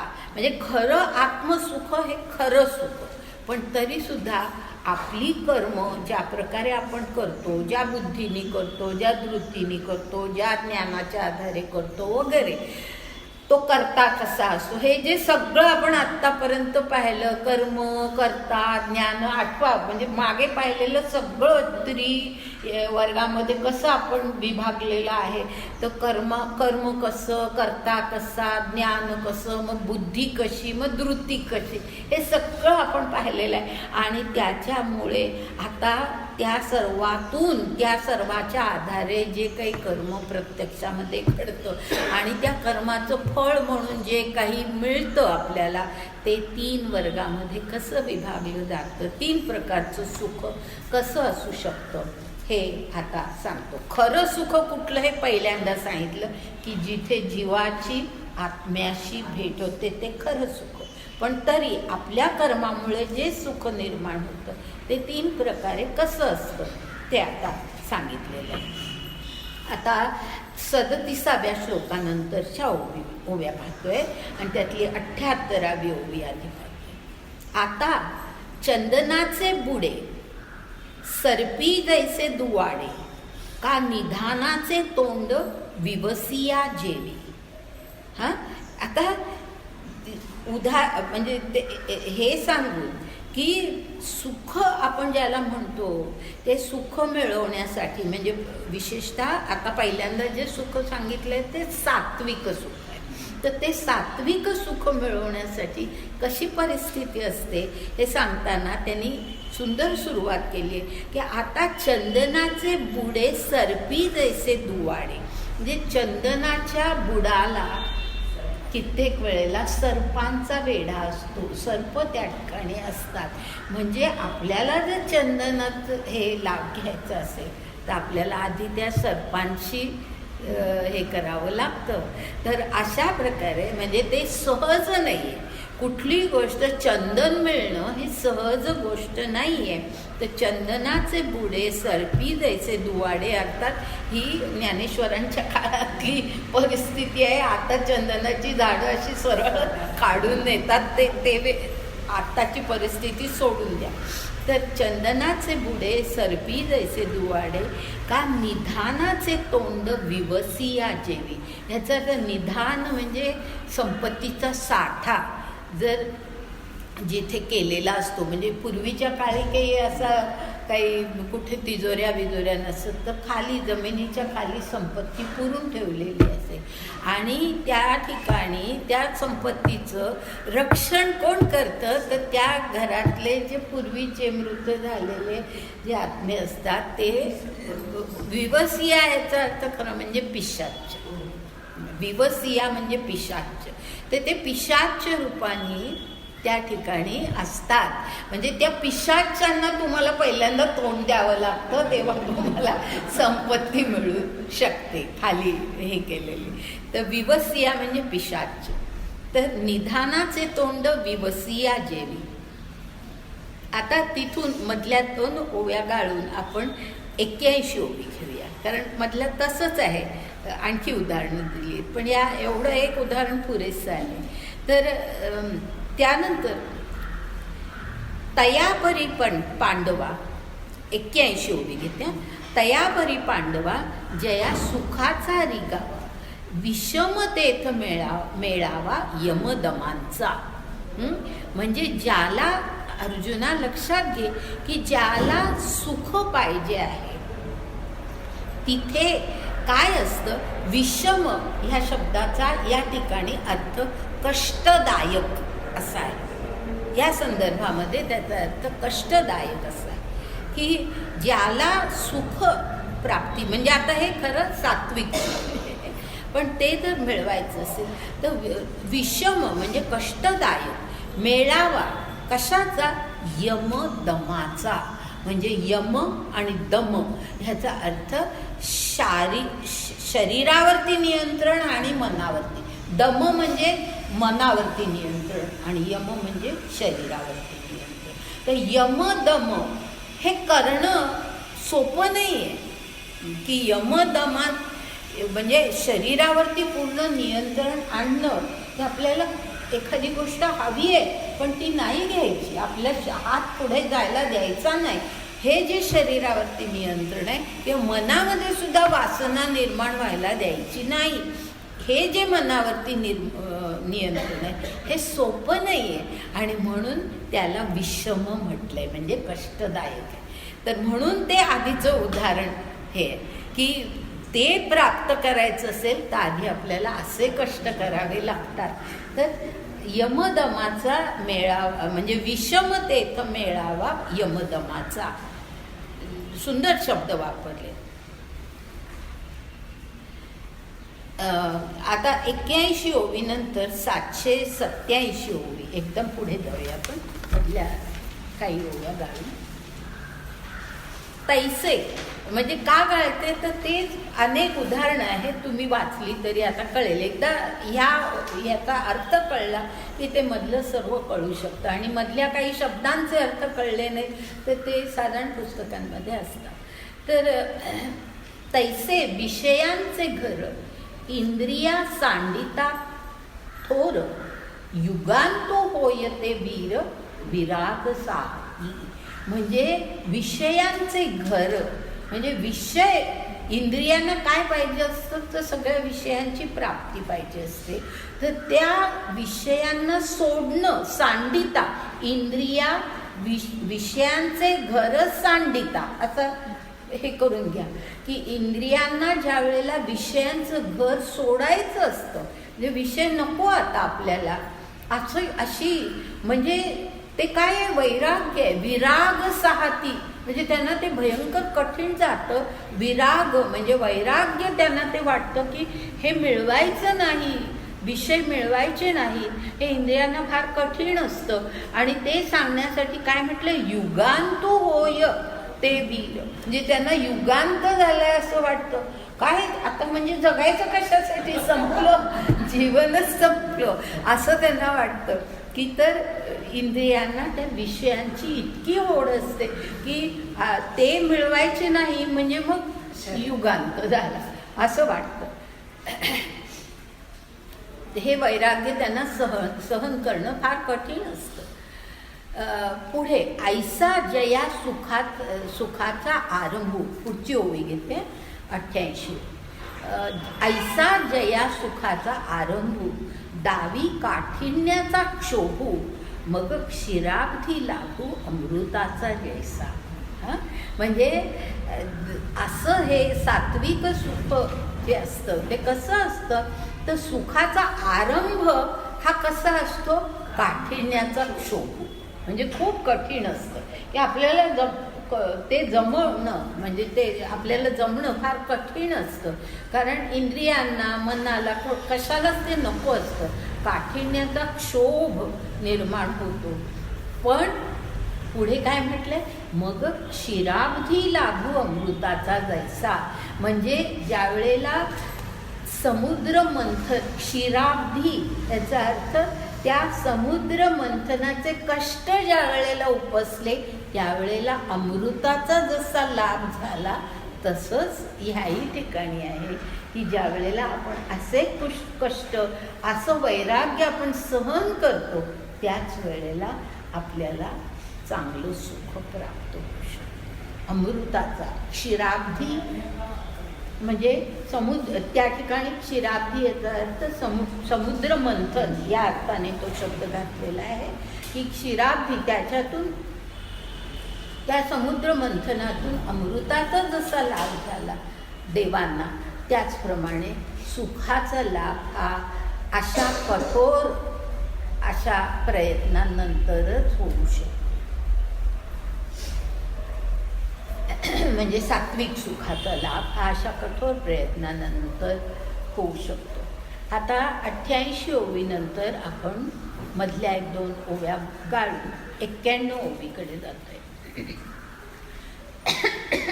वैराग्यादिक तैसे पिकलिया आत्मप्रकाशे मग वैराग्यासीही नाशे अविद्या जात. म्हणजे पहिला जो भाग आहे, वैराग्यादिक तैसे पिकलिया आत्मप्रकाशे म्हणजे आत्मप्रकाशामुळे ज्या वेळेला वैराग्यादिक म्हणजे वैराग्य आणि त्याच्याबरोबर एकूण जे काही यम दम जे काही सगळं म्हटलेलं आहे तर ते सगळं पिकलिया ह्याचा अर्थ ते परिपक्व होतं. ज्या वेळेला अगदी पूर्ण वैराग्य आपल्यामध्ये निर्माण होतो. पिकत ह्याचा अर्थ की आता वैराग्य पिकलंय म्हणजे, आणि ते कशामुळे, आत्मप्रकाशामुळे. आत्म्याशी आपला जीव आता जवळ जायला लागलेला आहे आणि बुद्धी आपली जवळ जायला लागलेली आहे आणि त्यामुळे मग वैराग्याधिक तैसे पिकलिया आत्मप्रकाशे मग वैराग्यासीही नाशे अविद्या जातो. म्हणजे वैराग्याचा आणि म्हणजे आपण काहीतरी सोडतोय हा भाव सुद्धा आपल्या मनामध्ये राहतो. वैराग्याचा नाश होणं ह्याचा हा अर्थ आहे. चुकीचा अर्थ घेऊ नका. वैराग्याचा नाश म्हणजे सगळं उपभोगायचं असं नव्हे. वैराग्याचा नाश याचा अर्थ की वैराग्याची भावनाच राहत नाही, की आपण ह्या चांगल्या गोष्टी आपल्याला ज्या हव्या होत्या आत्तापर्यंत त्या आपण सोडूनच टाकलेल्या आहेत. हा मनामध्ये विचार सुद्धा राहत नाही, असा नाश होतो. अविद्या जात म्हणजे सगळा अज्ञानाचा नाश त्याच्याबरोबर होत असतो. अविद्या म्हणजे अज्ञान सगळं आपलं नाश पावत असतं. आणि त्याला ते स्पष्ट करण्यासाठी पुढे उदाहरण काय दिले, तेव्हा सागरी गंगा जैसी, पुढची ओळी, तेव्हा सागरी गंगा जैसी आत्मा मिनल्या बुद्धी तैसी अद्वयानंदाची आपैसी खाणी उघडे.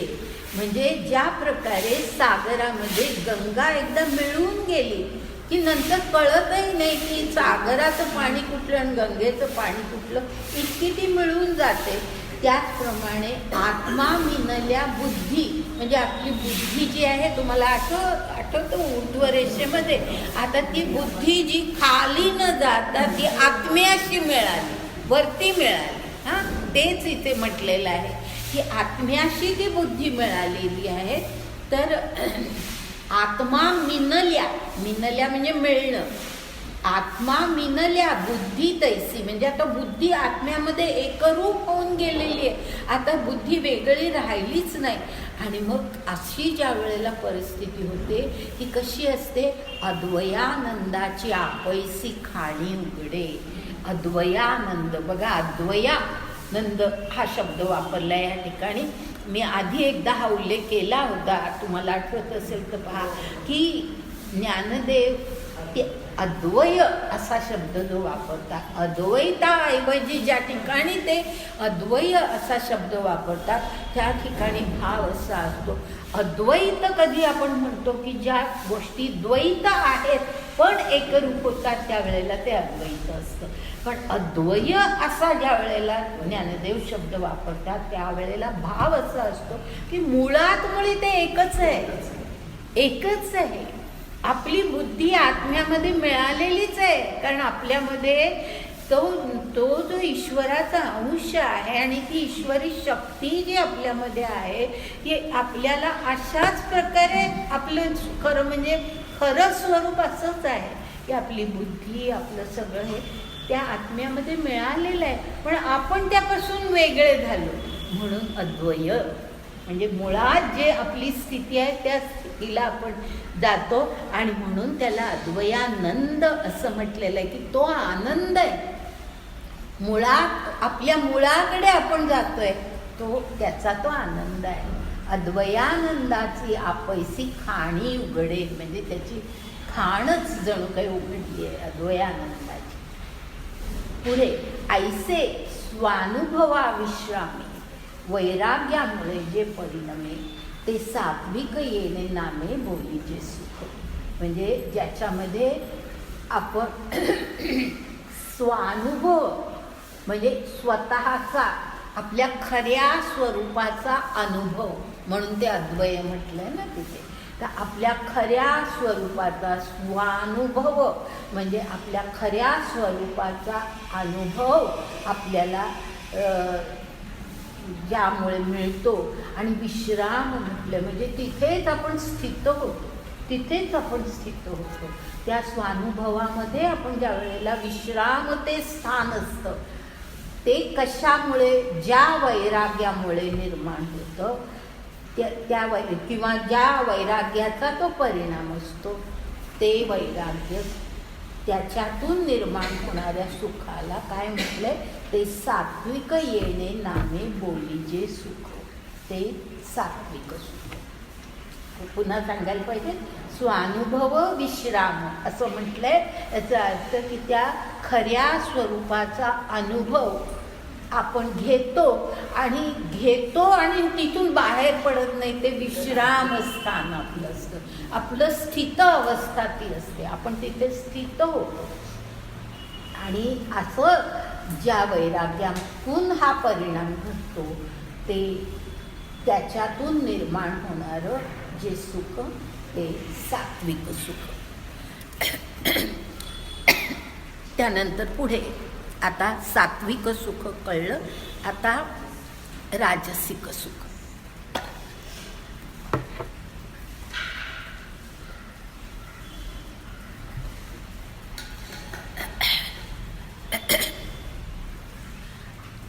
पुढचं जे आहे आता बघ, ह्याच्यापेक्षा आता वेगळे विचार ह्या ठिकाणी आहे.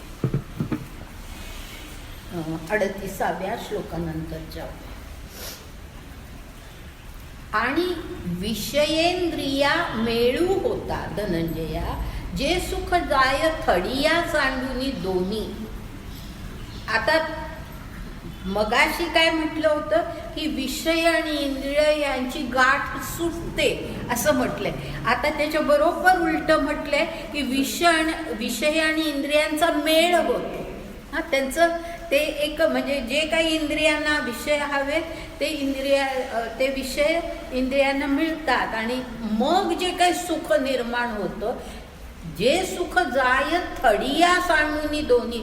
म्हणजे थड याचा अर्थ किनारे, नदीचे किनारे असतात ना, त्या किनाऱ्याच्याही पलीकडे जेव्हा पाणी ओसंडून जातो तसं ते सुख असतं की त्या दोन्ही थड, दोन्ही किनारे, दोन्ही बाजू ओसंडून ते सुख वाहत असतं.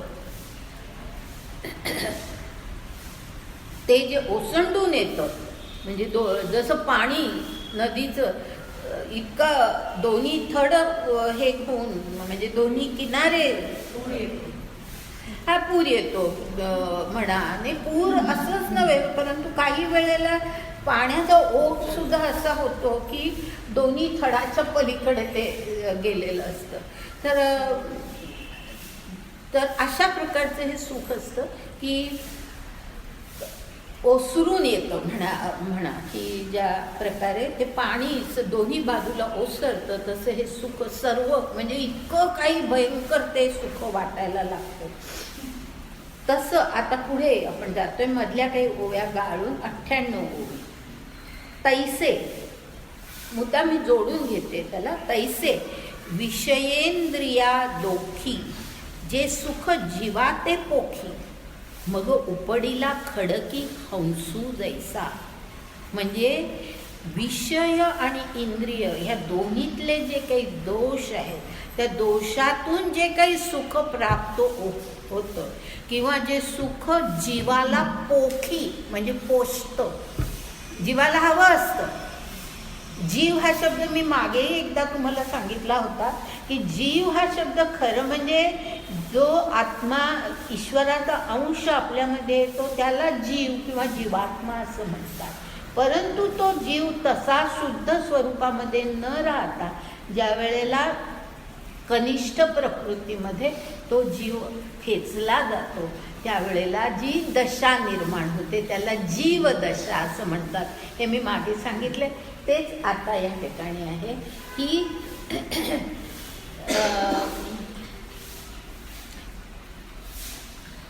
विषयेंद्रिया दोखी म्हणजे दोखी म्हणजे दोष. ह्याच्यामध्ये प्राकृत भाषेमध्ये श पोटफोड्या शच्या जागी ख असतो आणि त्यामुळे पुरुष असा शब्द नाही आहे, पुरुख. ह्याच्यात सुद्धा फसायदानामध्ये सुद्धा पुरुख हा खरा म्हणजे शब्द. विषयेंद्रिया दोखी, जे सुख जीवा ते पोखी म्हणजे जे सुख पोषलं जातं ते कशा प्रकारचं असतं तर ते सुख घेताना खूप छान वाटतं, आपण खूप आनंदात असतो. पण नंतर काय होतं, त्याचा अंत काय होतं तर मग उपडीला खडकी हंसू जैसा.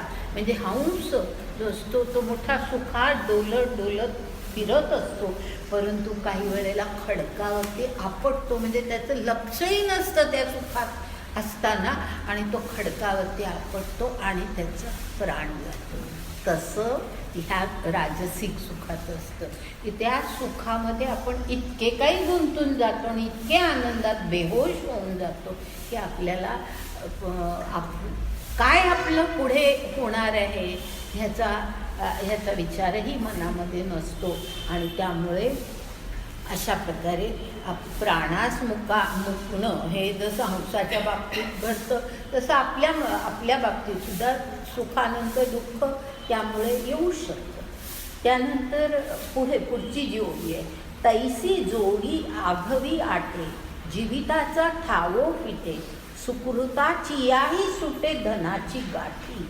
म्हणजे हे सुख अशा प्रकारचं असतं की ते जे म्हटलंय ना की आता हंसाप्रमाणे हंस जसा प्राणास मुकतो त्याचप्रमाणे आपली सुद्धा स्थिती हे सुख भोगत असतो आपण. त्यावेळेला आपल्याला कशाची जाण नसते, परंतु हळूहळू अशी परिस्थिती निर्माण होऊ शकते आणि ती खरोखर वस्तुस्थिती आहे की कित्येक सधन कुटुंबांमध्ये आपल्याला असं दिसतं की सधन असतात त्या सुखामध्ये, त्या इतक्या काही सगळ्या ह्याच्यामध्ये असतात की पुढचा विचार करत नाहीत आणि तेच त्यांचीच परिस्थिती नाही तर त्यांच्या मुलांची परिस्थिती वगैरे पुढे अशा प्रकारे होते की ते दुःख सहन होऊ शकत नाही अशी स्थिती त्यांची निर्माण होते. आणि तेच आता पुढे म्हटले पहा, तैसी जोडी आघवी आटे, म्हणजे हे सुख आणि इंद्रिय हे सगळं असं हळूहळू ही सगळं आटत जातं. सुखाची सगळी जोडी, सुखाच्या जोडीला आलेलं हे सगळं आटत जातं. जीविताचा ठावो पिटे, म्हणजे जीवित सुद्धा नको वाटायला लागतं. सुकृताचीही सुटे, म्हणजे जे आत्तापर्यंत सुकृत थोडंफार केलेलं असेल, म्हणजे काय म्हणजे असं नव्हे की तो माणूस काही सुकृत करत नाही, चांगलं कृत्य करत नाही असं नाही. जे काही सुकृत त्यांनी आत्तापर्यंत केलेलं असेल ते सुद्धा शेवटी त्याचाही म्हणजे जो काही लाभ व्हायचा तोही संपतो आणि धनाची गाठीही संपते, धन सुद्धा शेवटी संपतं. अशी परिस्थिती म्हणजे हंसाची हे देऊन, हंसाचं उदाहरण देऊन आपला विनाश म्हणजे काय हे त्या ठिकाणी सांगितलं की आपण असे विनाशाप्रत आपण जाऊ शकतो या सुखामध्ये. त्यानंतर पुढे आता 99 नंतर मधल्या बऱ्याच ओव्या गाळून एकदम 4 म्हणजे किती 804 ओवी, 804, कारण तेच बरंच आहे म्हणून गायते आहे. तुम्ही वाचलं तरी सहज कळेल. एकदा तो विचार कळला की हे सोपं जातं. आता 804वी ओवी आहे ती अशी आहे, तैसे आधी जे गोडी रे अंती कडू, असं तिथे म्हटलंय शेवटी. बघा तेच महत्वाचं आहे की आधी जे गोडी रे अंती कडू, तेवढा भागच आपल्यासाठी महत्वाचा आहे की आधी फार चांगलं वाटतं पण शेवटी ते कडू म्हणजे दुःखदायक असतं. आणि पुढची ओवी जी आहे, पार्था ते सुख साचे वळिले आहे रजाचे म्हणून न शिवे तयाचे अंग कही.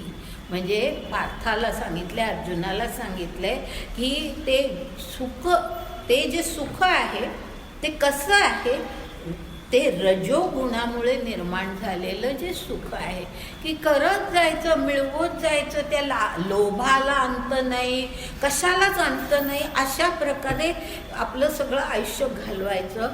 परंतु त्याचा परिणाम काय होतो हे आपण लक्षात घ्यायचंय.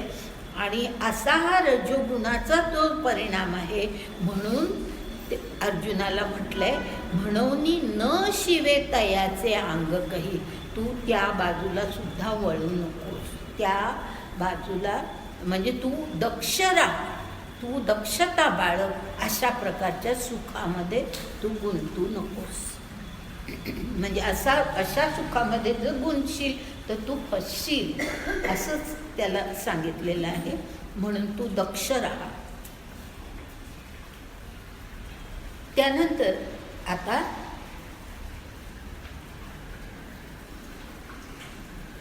पुढे जातोय आपण. तामसिक हे पाहतोय सुख, आणि ते अशा प्रकारे म्हणजे 39व्या श्लोकानंतरच्या ओव्या पाहतोय आपण. आता जे जे काही अयोग्य आहे ते सगळं तामसिक वृत्तीचं माणूस करतो, तर ते त्याचंच वर्णन आहे. आणि अपेयाचेनी पाने, अखाद्याचेनी भोजने, स्वैर स्त्री सन्निधाने होय जे सुख. म्हणजे जे पिऊ नये त्याचं ते पिणं, जे खाऊ नये ते खाणं, स्वैर स्त्री संबंध ठेवणं, आणि त्याच्यातच अशा प्रकारे ह्यालाच सगळ्याला सुखाचं निधान असं म्हणणं, म्हणजे सुखाचं हेच सुख असं जे काही मानलं जातं ते अशा प्रकारचं असतं. की पुढे हे केले का, पुढची ओवी, का पुढिलाचेनी मारे ना तरी परस्व अपहारे. तो शब्द नीट वाचा, परस्व अपहारे असा तो शब्द आहे. परस्वापहारे म्हटलं तर आपल्याला अर्थ कळत नाही, म्हणून मुद्दाम मी फोड करते. परस्व अपहारे, पुढिलाचेनी मारे ना तरी परस्व अपहारे, जे सुख अवतरे भाटाचा बोली. म्हणजे पुढिलाचेनी मारे म्हणजे दुसऱ्याला मारून, मग ते मारणं ह्याचा अर्थ सर्व प्रकारे, वाचेनी मारणं, कृतीनी मारणं, कशाही प्रकारे, म्हणजे हिंसेचे जी वेगवेगळी रूपं आहेत, कशाही प्रकारे आपण दुसऱ्याला जे दुखावतो किंवा मारतो तर ते. नंतर परस्व अपहारी म्हणजे जे आपलं नाही, जे दुसऱ्याचं आहे त्याचं अपहरण करणं, जे दुसऱ्याचं आहे ते आपण घेणं. परस्व अपहारे, दुसऱ्याचं असताना त्या धनाची चोरीच आहे ती, त्या धनाची चोरी आपण करणं. आणि त्याच्यामध्ये आणखीन एक आहे, भाटांची बोली असं म्हटलेलं आहे. भाट ह्याचा अर्थ की राजाच्याकडे पूर्वीच्या काळी भाट असत की जे नुसते स्तुतीपाठ करायचे, राजाचं कौतुक, राजाची स्तुती करायची. तर तसे आपल्याही जीवनामध्ये असतात भाट. त्या भाटांच्या बोलीमध्ये आपण गुंतायचं नाही, ते सगळं वरवरचं असतं हे आपण लक्षात घ्यायचं. तर अशा प्रकारे त्याच्यातून जे सुख आपल्याला वाटतं ते सुख हे अशा प्रकारचं, म्हणजे ज्याला आता तामसिक म्हटलेलं आहे. पुढे, जे आलस्यावरी पोखीजे, निद्रे माझी जे देखीजे, जयाचा आद्यंती भुलीजे आपुली वाट. म्हणजे सहज कळण्यासारखं आहे. आलस्यावरी पोखीजे, जे सुख आळशीपणावरती ज्याचं पोषण होतं, जे झोपेमध्ये जितकी जास्त झोप मिळेल तितकं सुख असं जे वाटतं तितकं ते तशा प्रकारचं सुख. आणि जयाचा आद्यंती भुली जे आपुली वाट, हे पण महत्त्वाचं आहे की ज्याचा आद्य आणि अंत, सुरुवात आणि शेवट हा कसा असतो, भुली जे आपुली वाट. म्हणजे आपला योग्य मार्ग जो आहे तो आपण सोडलेला असतो, चुकीच्या मार्गाला आपण जातोय अशी आपली परिस्थिती.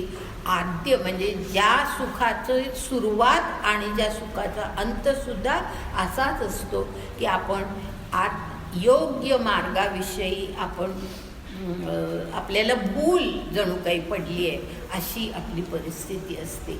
असं जे सुख ते गा सुख पार्था, तामस जाण सर्वथा, हे न बहु सांगोची जे कथा असंभाव्य. हे बरोबर आहे ना. तर अशा प्रकारे हे अशा सुखाला हे तामस सुख असं म्हटलं जातं. आणि अशा ह्याला म्हणजे ह्याचं आणखीन काही वर्णन करण्याची गरज नाही, पण अशा सुखाच्या वाटेला तू जाऊ नको असा अर्थ त्याच्यामध्ये अभिप्रेत आहे. आता पुढे 10व्या 810 ओळी. ऐसे कर्मभेदे मुदले फळसुखही त्रिधा झाले, ते हे यथा गमे केले गोचर तुझ. अर्जुना, अशा प्रकारे आपल्या कर्मानुसार, कर्मभेदानुसार कर्माचं फळ सुद्धा जे सुख मिळतं, कर्माचं फळ म्हणून जे सुख मिळतं ते सुद्धा त्रिधा झालेलं आहे, त्रिविध झालेलं आहे. ते मी तुला गोचर केलं, म्हणजे मी तुला स्पष्ट करून सांगितलं. आता पुढे पहा. ते करता कर्म फळ ये त्रिपुटी एकी केवळ, वाचुनी काहीची नसे स्थळ स्थूळ सूक्ष्मी इये. म्हणजे स्थूळ आणि सूक्ष्म असं हे जे सगळं जगत आहे, स्थूल जगत आणि सूक्ष्म असं जे काही. आता सूक्ष्म म्हणजे काय? आपल्या अंतरामध्ये जे काही मन आहे सूक्ष्म आहे ना. आपल्या अंतरामध्ये अशा कित्येक गोष्टी आहेत की ज्या मन आहे, हे बुद्धी आहे, आपल्याला दिसते कुठे, म्हणजे ते सूक्ष्म आहे, किंवा सूक्ष्म देह आहे.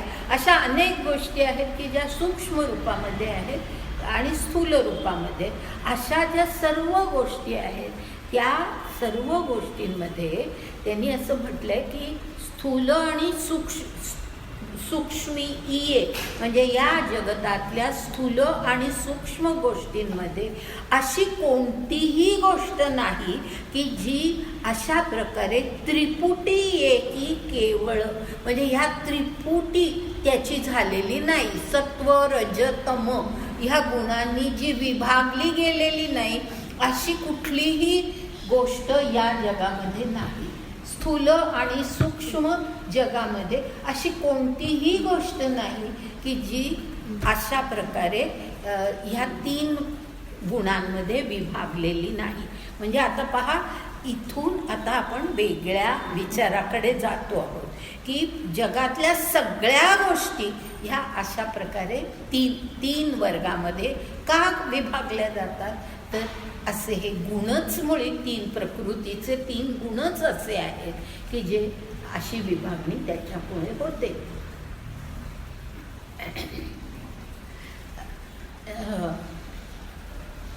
पुढे एक उदाहरण दिले. आणि हे तव त्रिपुटी तिही गुणी इही किरीटी, गुंपिली असे पटी तातुवी जैसी. म्हणजे गुंपिली असे पटी, म्हणजे पट म्हणजे वस्त्र, वस्त्र जसं तातुवी म्हणजे निराळ्या धाग्यांनी वस्त्र जसं विणलं जातं त्याप्रमाणे ह्या 3 गुणांनी ह्या जगातली प्रत्येक गोष्ट विणलेली असते. ह्या 3 गुणांचे धागे आपल्या ह्या सूक्ष्म आणि स्थूल ह्याच्यामध्ये गुंतलेले असतात. आणि म्हणून आता पुढे पहा. आता आपण 40व्या श्लोकानंतरची ओवी पाहतोय, नंतरच्या ओव्या पाहतोय. म्हणून प्रकृतीचा आलोकी न बंदी जे इही सत्वादिकी, तैसी स्वर्गी ना मृत्यूलोकी आथी वस्तू. म्हणजे आत्ता मी प्रकृती असा शब्द वापरलाच होता बघा, तोच या ठिकाणी आहे की प्रकृतीचे हे 3 गुण आहेत ना, सत्व रज तम, हे 3 गुण कशाचे आहेत? प्रकृतीचे गुण आहेत. तर ह्या प्रकृतीतच हे 3 गुण असल्यामुळे हे सगळं जग जे आहे हे अशाच प्रकारे झालेलं आहे की प्रकृतीचा आलोकी, याचा अर्थ प्रकृतीचा आविष्कार. आलोकी याचा अर्थ प्रकृतीचा आविष्कार जिथे जिथे झालेला आहे, म्हणजे सूक्ष्म स्थूलामध्ये प्रकृतीचा आविष्कार आहे, बरोबर आहे ना. तर आलोकी ह्याचा अर्थ खरं म्हणजे एका शब्दामध्ये सांगायचा म्हणजे आविष्कार असा होतो. तर प्रकृतीचा आलोकी म्हणजे प्रकृतीचा आविष्कार सगळ्या सूक्ष्म आणि स्थूल ह्या सृष्टीमध्ये झालेला आहे. आणि त्यामुळे न बंधी जे ही सत्वादिकी, म्हणजे असं कुठलीच गोष्ट नाही की सत्व आदिकी म्हणजे सत्व रज तम ह्यांनी बांधली गेलेली नाही अशी एकही गोष्ट ह्या जगामध्ये नाही. आणि त्याचप्रमाणे स्वर्गामध्येही नाही आणि मृत्यूलोकीही नाही. हां. आणि मृत्यूलोक याचा अर्थ एक स्पष्ट करावा असं मला या ठिकाणी वाटतं की मृत्यूलोक याचा अर्थ आपण खूप वेळेला नरक अशा प्रकारे घेतो, स्वर्ग आणि नरक असाच आपण अर्थ घेतो. पण केवळ तो मर्यादित अर्थ आहे.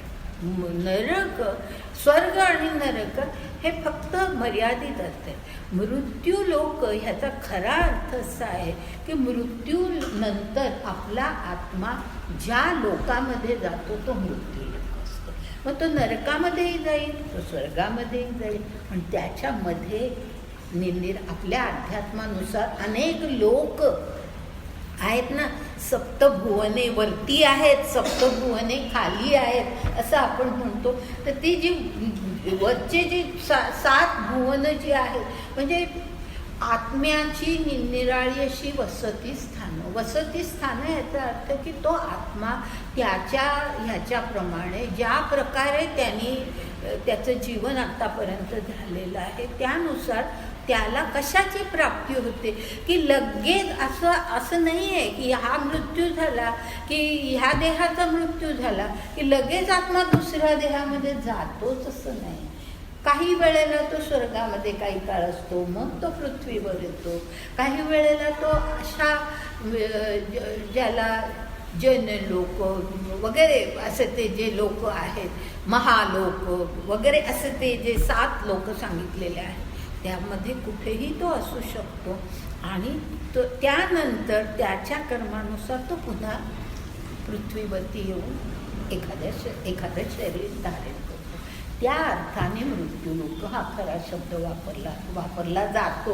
पण आपण मृत्यूलोक म्हणजे नरक असं म्हणतो, पण तसं नाही आहे. नरकामध्येही तो जाऊ शकेल, परंतु स्वर्गामध्येही जाऊ शकेल किंवा इतर कुठल्या लोकांमध्ये जाऊ शकेल. तर अशा प्रकारे स्वर्गी ना मृत्यूलोकी आती वस्तू म्हणजे कुठलीही गोष्ट मृत्यूलोकातली असो, स्वर्गातली असो किंवा या पृथ्वीवरची असो, प्रकृतीचा परिणाम म्हणजे प्रकृतीचे हे 3 गुण हे त्या ठिकाणी त्यांचा परिणाम दिसतच असतो. आता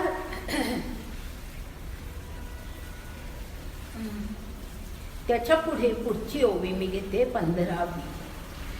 तैसे न होनी गुणाचे सृष्टीची या रचना रचे, ऐसे नाहीच गासाचे प्राणी जात. म्हणजे सृष्टीची रचना या गुणांशिवाय होऊ शकत नाही. सगळी सृष्टी ही अशा ह्या 3 गुणांनीच बनलेली असते. हे त्या ओवीमध्ये सांगितले. म्हणजे महत्त्वाचा हा विचार आहे. त्यानंतर यालागी पुढची ओवी, यालागी हे सकळ तिही गुणांचे ची केवळ घडले आहे निखिळ ऐसे जाण. आणि म्हणून अर्जुना हे लक्षात घे की हे सर्व जे काही आहे ते या 3 गुणांनी बनलेलं आहे.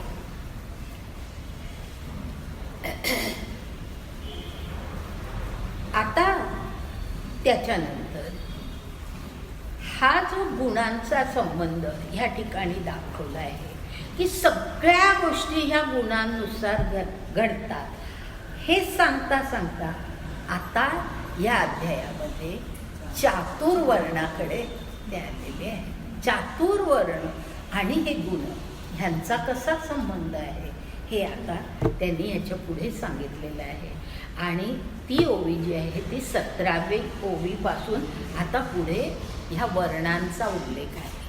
आणि तो मी फक्त ती 17वी ओवी आत्ता घेते कारण 4ही वर्णांचा जो उल्लेख आहे तो एकत्र आपल्याला पुढे करायचा आहे म्हणून फक्त तेवढी ओवी घेते आणि आज थांबते. 5:45 वाजतच झालेले. गुणी तेव्हा त्रयी लागली, गुणी लोकी तिकुटी पडली पाडिली, चतुर्वर्णा घातली सिनानी उळगे. ह्याचा अर्थ असा की त्या ईश्वराने हे जे 3 गुण लोकांमध्ये असतात ह्या त्या गुणांनुसार पहिल्यांदा त्यांनी म्हटलं, हे जे म्हटलं ना तिकुटी पाडली असं जे म्हटलंय ना त्याचा अर्थ नीट लक्षात घ्या त्याचा अर्थ असा आहे की त्या तिकुटी म्हणजे कोण, तर ब्रह्मा विष्णू महेश. ब्रह्मा विष्णू महेश ही जी तिकुटी म्हणजे त्रिकुटी जी आहे, ती त्रिकुटी सुद्धा त्यांच्या गुणांनुसार आहे.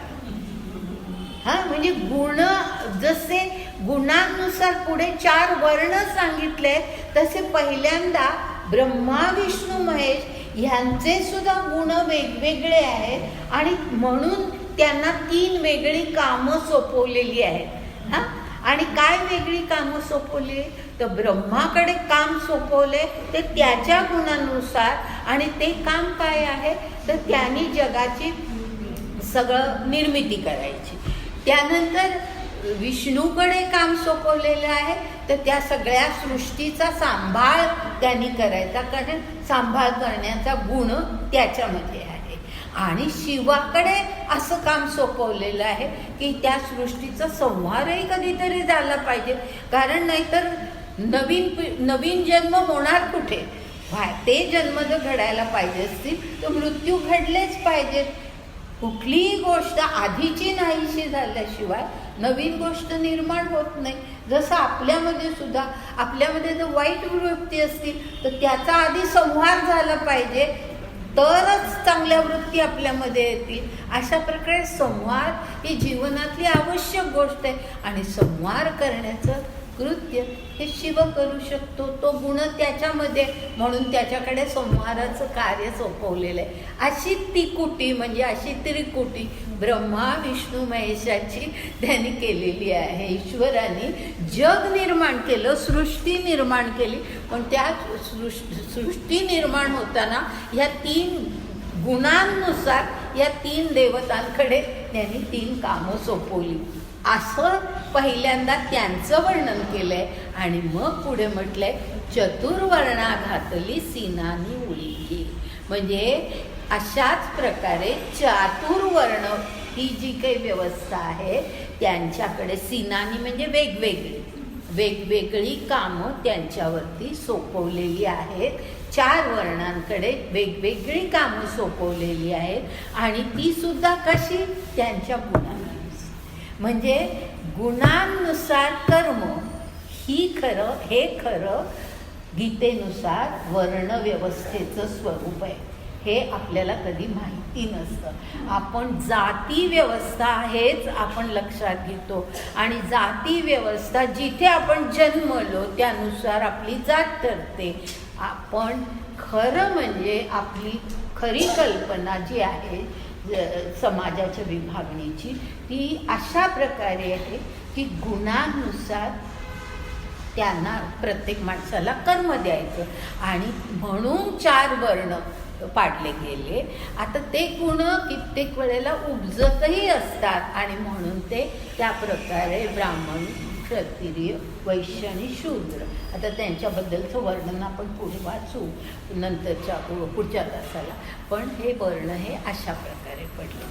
आणि म्हणून जर अरविंदांचं तुम्ही पुस्तक गीतेवरचं वाचाल, जर कोणाकडे असेल तर गीतेवरचं जे पुस्तक आहे अरविंदांचं, गीतेवरील निबंध मराठी पुस्तक जर समजा तुम्ही कोणी घेतलं असेल तर त्याच्यामध्ये अगदी जवळजवळ शेवटच्या कुठल्या तरी प्रकरणामध्ये स्वभाव आणि स्वधर्म म्हणून एक प्रकरण आहे, ते जरूर वाचा. अत्यंत सुंदर ते हे, आणि तिथे हेच दिलेले की स्वभाव आपला कसा असतो, म्हणजे आपल्यातले गुण कसे असतात, त्यानुसार स्वधर्म म्हणजे आपण कर्तव्य काय करायचं आहे, आपण काम काय करायचं आहे हे ठरलं जातं. ते खरं वर्णव्यवस्थेचं स्वरूप आहे. परंतु हे आपण लक्षात घ्यावं की हे आता असलेली जाती व्यवस्था ही तशी नाही आहे. हे परव्हर्टेड म्हणजे ज्याला म्हणतात विकृत अशी आपली सगळी स्थिती झालेली आहे. परंतु त्यालाही कारण आहे की असं होऊ शकतं की जो ब्राह्मण कुळामध्ये जन्मलेल्या व्यक्तीमध्ये क्षत्रियाचे गुण असू शकतात, किंवा उच्च कुळामध्ये जन्मलेल्या व्यक्तीमध्ये ब्राह्मणाचे गुण असू शकतात. त्याची उत्तम उदाहरणं आहेत की आता द्रोणाचार्य हे जन्माने ब्राह्मण होते, परंतु त्यांच्यामध्ये क्षत्रियाचे इतके चांगले गुण होते की सगळ्या कौरव पांडवांना शस्त्रास्त्रांचं सगळं शिक्षणच मुळे त्यांनी दिलं. एवढंच नव्हे तर कौरव पांडव युद्धामध्ये सेनापती म्हणूनही त्यांनी काम केलं. म्हणजे इतके क्षत्रियाचे गुण त्यांच्यामध्ये होते. आणि ऋषीमुनींनी म्हणून त्यांना ज्यावेळेला द्रोणाचार्य अधर्माने लढायला लागले त्यावेळेला ऋषीमुनी त्यांना भेटून त्यांना सांगितलं होतं की आता तर तू अधर्मानेच लढतोयस, तू जे करू नये धर्मामध्ये ते सगळं तू करतोयस, पण मुळामध्ये तू ब्राह्मण आहे हेही तू विसरलायस की ब्राह्मणाचे गुण सोडून दिलेस आणि क्षत्रियासारखा तू आज शस्त्र आणि अस्त्रांचा वापर अधर्माने करतोयस. हे तर आणखीन फार चुकीची गोष्ट तू करतोयस हे ऋषीमुनींनी त्यांना सांगितलं होतं. जर आपण महाभारत नीट वाचलं ना तर या गोष्टी आपल्याला कळतात. तर अशा प्रकारे हे घडू शकतं. आणि त्याच प्रकारे पांडवांचा जर आपण विचार केला तर त्यांच्यातला युधिष्ठिर असा आहे की तो इतका सात्विक गुणी आणि इतका सद्गुणी की जे गुण सगळे ब्राह्मणामध्ये असायला पाहिजे ते गुण त्याच्यामध्ये तो लढलाय, कारण लढण्याचं शिक्षणही त्याने घेतलंय. पण तो कुठली हे करायला असत्य बोलायलाही तो कधी तयार नव्हता. इतका तो धर्माला धरून असलेला असा त्याचे गुण होते. तर असं होतं आणि त्यामुळे ही वर्णव्यवस्था जी गीतेला अपेक्षित आहे ती तशीच्या तशी राहू शकली नाही. हे पुढे असं विकृत स्वरूप त्याला हळूहळू येत गेलं. आता थांबूया बसायला.